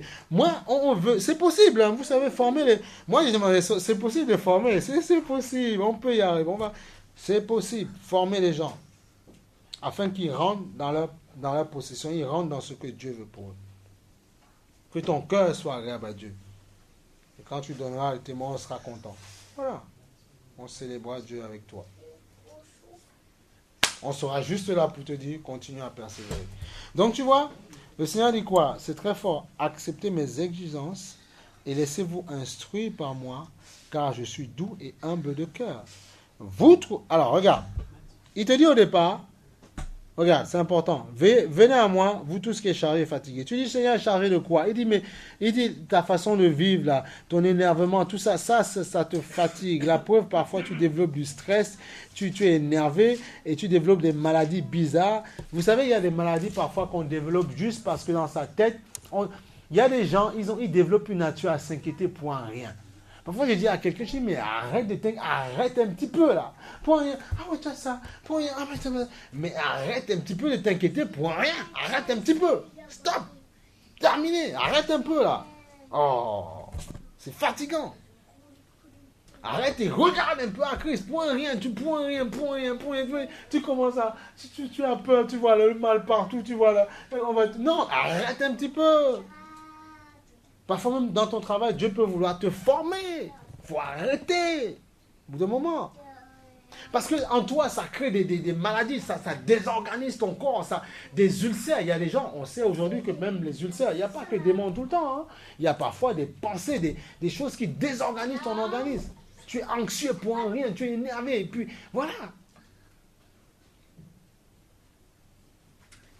Pour rien. Tu es nerveux. Donc il ne faut pas être nerveux pour rien. Sois calme, patient, déterminé. Calme-toi. Il faut être content d'entendre ce genre de... Tu sais, franchement, non, moi je bénis Dieu. Non, il va nous aider le Seigneur d'entendre ce genre de parole. Non, honnêtement. Et si vous êtes là, c'est parce que Dieu vous aime, honnêtement. Là, c'est pas le truc d'un homme. Non, c'est pas vrai. Il faut arrêter de penser ça. C'est pas frère. Non, il faut arrêter ça. C'est Dieu nous aime. Dieu nous aime. Honnêtement, soyez forts. Soyez fidèles à votre Dieu. Soyez fidèles à Christ dans vos cœurs. Il le fera. Soyez fidèles et Dieu le fera. Franchement. Et tu vois, et ce qui est merveilleux, il te dit, car je suis doué âme. Il dit, et vous trouverez le repos de votre âme. Pourquoi? Parce que tu vas me laisser remblayer ton âme. Tu vas me laisser recultiver ton âme, si tu veux. Et remettre des carottes dedans, mes carottes spirituelles. Oui. C'est merveilleux, hein? Donc, moi, quand je lis ça, ça m'enseigne. Je dis, mais Seigneur, donc ça veut dire que si je veux le repos de mon âme, ça ne veut pas juste dire, Seigneur, béni soit ton Saint-Nom, tu pries, machin, non. Ça veut dire que je dois laisser ton instruction me parler. Je dois laisser ton esprit m'enseigner. Et même quand parfois tu es chez toi, parce que l'esprit veut continuer, c'est pas ici qui t'enseigne. Parfois, quand tu es seul, Dieu veut te parler, mais tu fermes ton cœur. Tu fermes ton cœur. Tu es plus amorcé à faire la chose. Dieu dit non, mais tu es poussé à faire. Comme Paul disait, je veux faire le bien, mais le mal s'attache à moi. Mais si tu écoutes l'esprit, tu sauras dire non, il t'a arrêté. Et c'est ça qui est difficile parfois d'entendre le Seigneur, entendre Dieu. L'écouter pour l'entendre. Enfin, ou non, entendre le son, le savoir pour pouvoir écouter l'instruction. C'est ça qui est difficile. Parce qu'il parle parfois, tu sens quelque chose dans ta conscience, mais tu ne veux pas faire.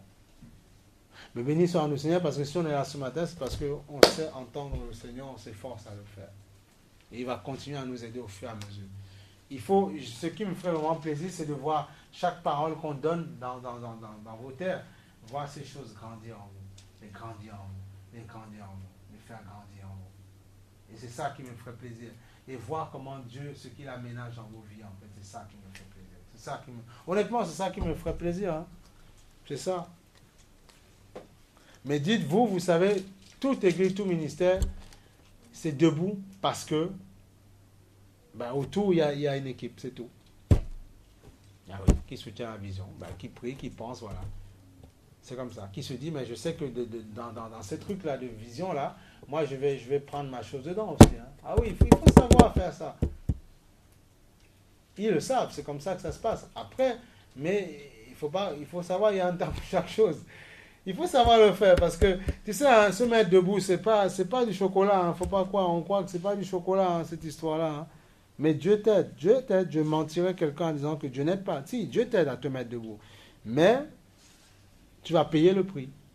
Le prix qui consiste à accepter de dire oui à Dieu. De dire oui à Dieu et de vouloir avancer. Parce que tu peux avancer un temps et baisser les bras.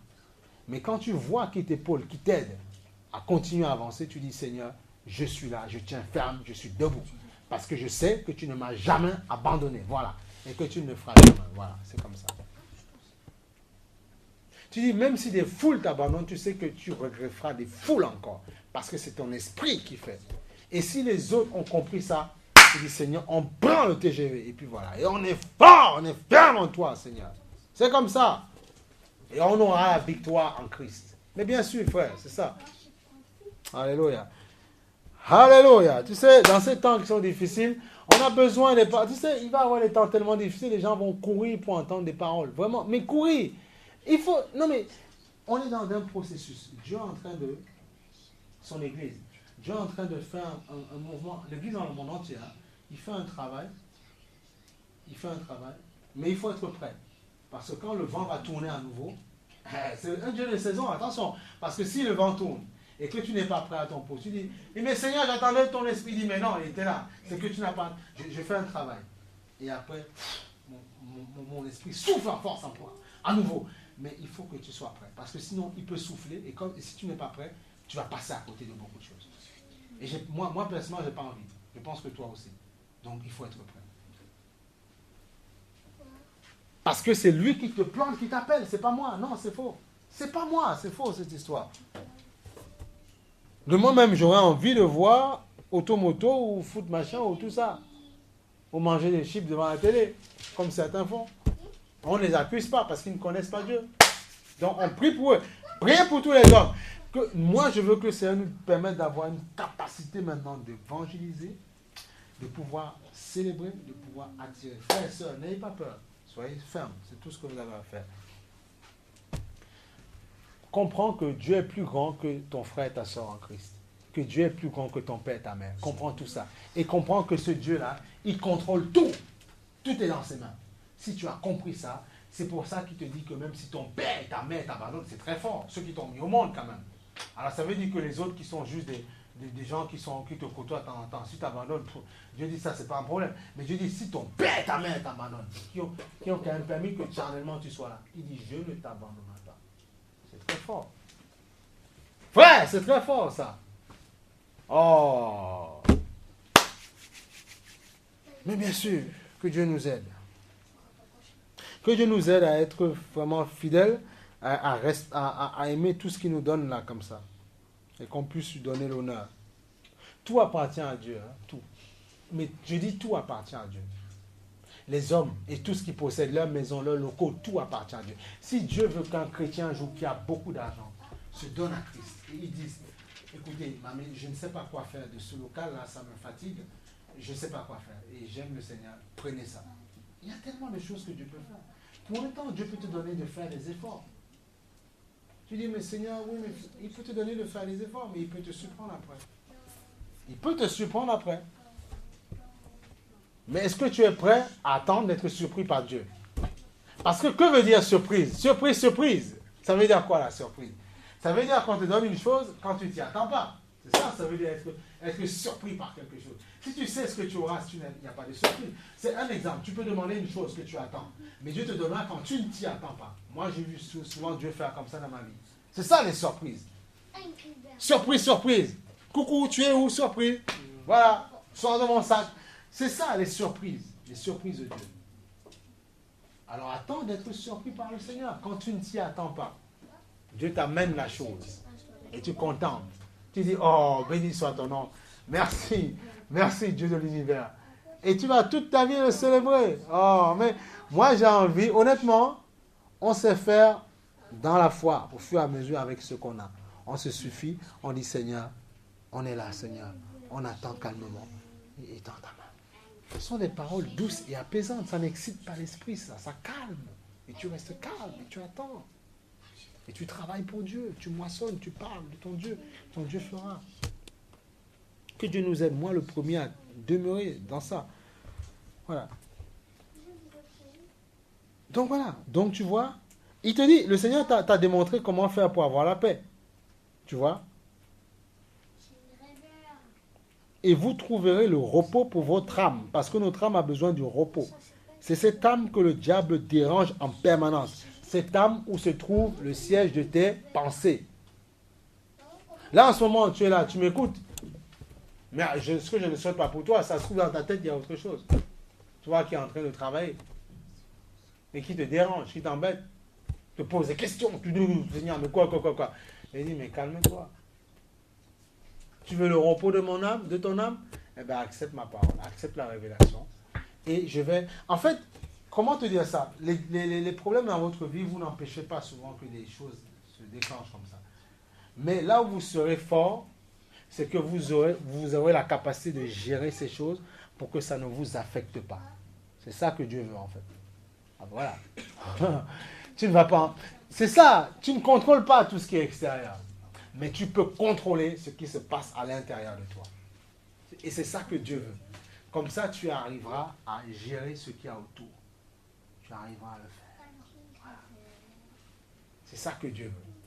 C'est pour ça qu'il te dit, il ne te dit pas tu auras la paix de ta chair, puisque la paix de la chair, tout ce qui est visuel, de ton âme. Et il sait que si ton âme bénit Dieu, tu as la victoire sur toutes les autres choses. Voilà. En effet, mes exigences sont bonnes. Elles sont bonnes. Parce qu'elles apportent quoi? Le repos de l'âme. C'est pour ça que, oh, je comprends mieux. Comment il s'appelle? David disait, tes paroles sont un délice pour mon âme. Un délice. Les délices, c'est quoi? Quand tu manges du chocolat ou tu manges, je sais pas, chocolat ou des dattes ou des choses, pour ceux qui aiment les dattes ou des pêches, tu es content. Ça ne t'énerve pas. Mais si tu prends quelque chose qui a du piquant, ça fait mal à la dent, tu vois. Tu manges, c'est délicieux. Tu dis, waouh. Les enfants, parfois, ils disent, c'est extrêmement bon, tu vois. Extrêmement bon, tu vois. Tu vois, c'est pour te définir ce que c'est, tu vois. Tu vois, c'est ça. Donc voilà. Le repos de ton âme. La connaissance de Dieu. Les délices de la parole de Dieu. Alléluia. Nous bénissons le Seigneur pour son amour. Juste un dernier passage, je vous lis. Juste pour vous demander d'être fort. Juste comme ça, je lis. Hein, on va pas s'arrêter dessus. Ésaïe 51, 7. Si vous pouvez, non, prenez vos Bibles, juste lire ça. On regarde, on n'étudie pas dessus. C'est juste pour vous demander de partir fort. Il ne faut pas pleurer, il faut arrêter de pleurer pour un tout. La Bible dit, quoi? Ésaïe 51, 7. La Bible dit, qu'est-ce que la Bible dit? Prenez pour exemple ceux de la foi qui vous enseignent. C'est la Bible qui dit ça. Un jour, on s'arrêtera dessus. Et la Bible dit, soyez le modèle du troupeau. Voilà. La Bible te dit, prends pour exemple. Parfois, vous cherchez des exemples, je ne sais pas où à gauche, mais je ne sais pas où on cherche. Si un chrétien que tu connais un bon exemple, prends, voilà. Mais si c'est pas un bon témoignage, zappe dessus, voilà. Et prends, si tu vois des gens qui t'enseignent la parole, tu les vois tenir ferme, mais ils ne sont pas mieux que toi, c'est parce qu'ils font quelque chose. Alors prends exemple sur leur attitude et pose-toi la question, comment ils font? Eh bien, prends la parole, ils vont te dire, nous on prend la parole de Dieu. Eh bien, prends la parole. Je ne suis qu'un être humain, je ne suis pas meilleur que toi. Non, c'est parce que je sais que ça, c'est les délices de mon âme et je dois faire avec. Sinon, je me retrouve dans les faits divers. Rien n'est acquis. Et tu vas dire, ah oui, c'est le frère Albert, oh là là là là là là. Ben, parce qu'il n'a pas fait de ça ses délices. Donc, tu dois faire là. Non, il faut, comme je disais à Sandra hier ou ce matin, qu'il ne faut plus qu'on se moque des chrétiens, s'il vous plaît. Non, pas question. Il faut qu'on se fasse. Même s'ils ne nous aiment pas, quand on disait là, on a lu ce matin 1 Pierre 2, quelque chose qui disait, même si le monde ait une bonne attitude, afin que même si vous calomnie, il n'ait rien à dire, il glorifie Dieu. Que l'Église soit respectée. Même si elle est critiquée au départ, on dit, mais c'est quoi cette façon de vivre? On dit, mais non, mais finalement, ils ne respirent que la bonne odeur, ils sont gentils, ils sont corrects, ils sont polis. Où est le problème? C'est nous qui avons un problème. Et voyant comment nous fonctionnons, ils vont se comparer, on dit, mais non, c'est nous qui avons un problème. Voilà. Frère, il faut ça. Mais pour arriver à ça, moi je te conseille tout dans ta tête. C'est à toi de faire ce travail, c'est pas à moi de le faire.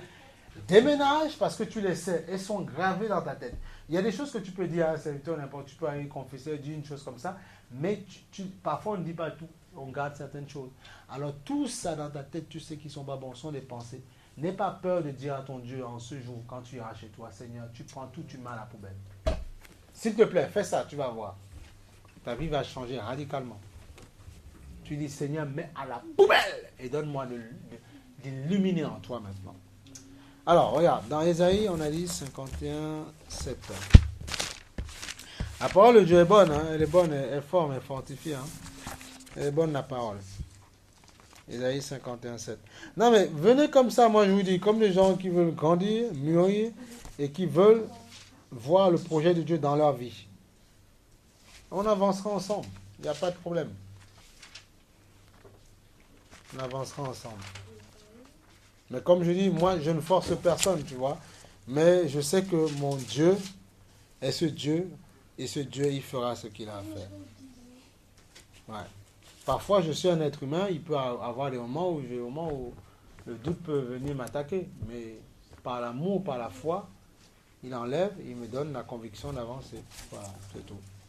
Donc comprends par ceci que je suis comme toi. Voilà. Mais on sait faire la part des choses par la grâce de Dieu. Voilà. Donc c'est pour t'encourager, pour te dire que c'est possible de faire la part des choses et de ne pas tout garder. Il ne faut pas tout garder dans la tête. Comment moi j'ai une vie aussi. Hein. J'ai passé de bons moments avec des gens, tout ça. Mais à certains moments de ma vie, le Seigneur m'a donné de savoir faire la part des choses. Et c'est en faisant la part des choses que je l'ai vu parfois continuer à me pousser vers l'avant. Sinon, je te promets que tu ne me connais pas avant. Je te promets qu'il y a longtemps, j'aurais craqué. Je vais faire la part des choses. Parfois, des souvenirs peuvent te faire pleurer, mais il m'a donné de faire la part des choses. Souvent, ça m'a endurci. Parfois, il y a des moments douloureux et tristes. Mais en faisant la part des choses, il te console, en fait. Et il te donne plus de vent. Et tu es content. Voilà pourquoi Paul disait, quand je fais quelque chose hier, je ne me souviens pas, je continue, j'avance. Et il y a quelqu'un qui dit souvent, le meilleur est à venir. Et la fin d'une chose vaut mieux que le commencement. Donc même si tu commences bancal, tu peux bien finir. Si tu t'accroches à Dieu. Et il faut pas, ne te dis pas, ça fait 15 ans, 20 ans de vie chrétienne, ça là, mets tout à la poubelle.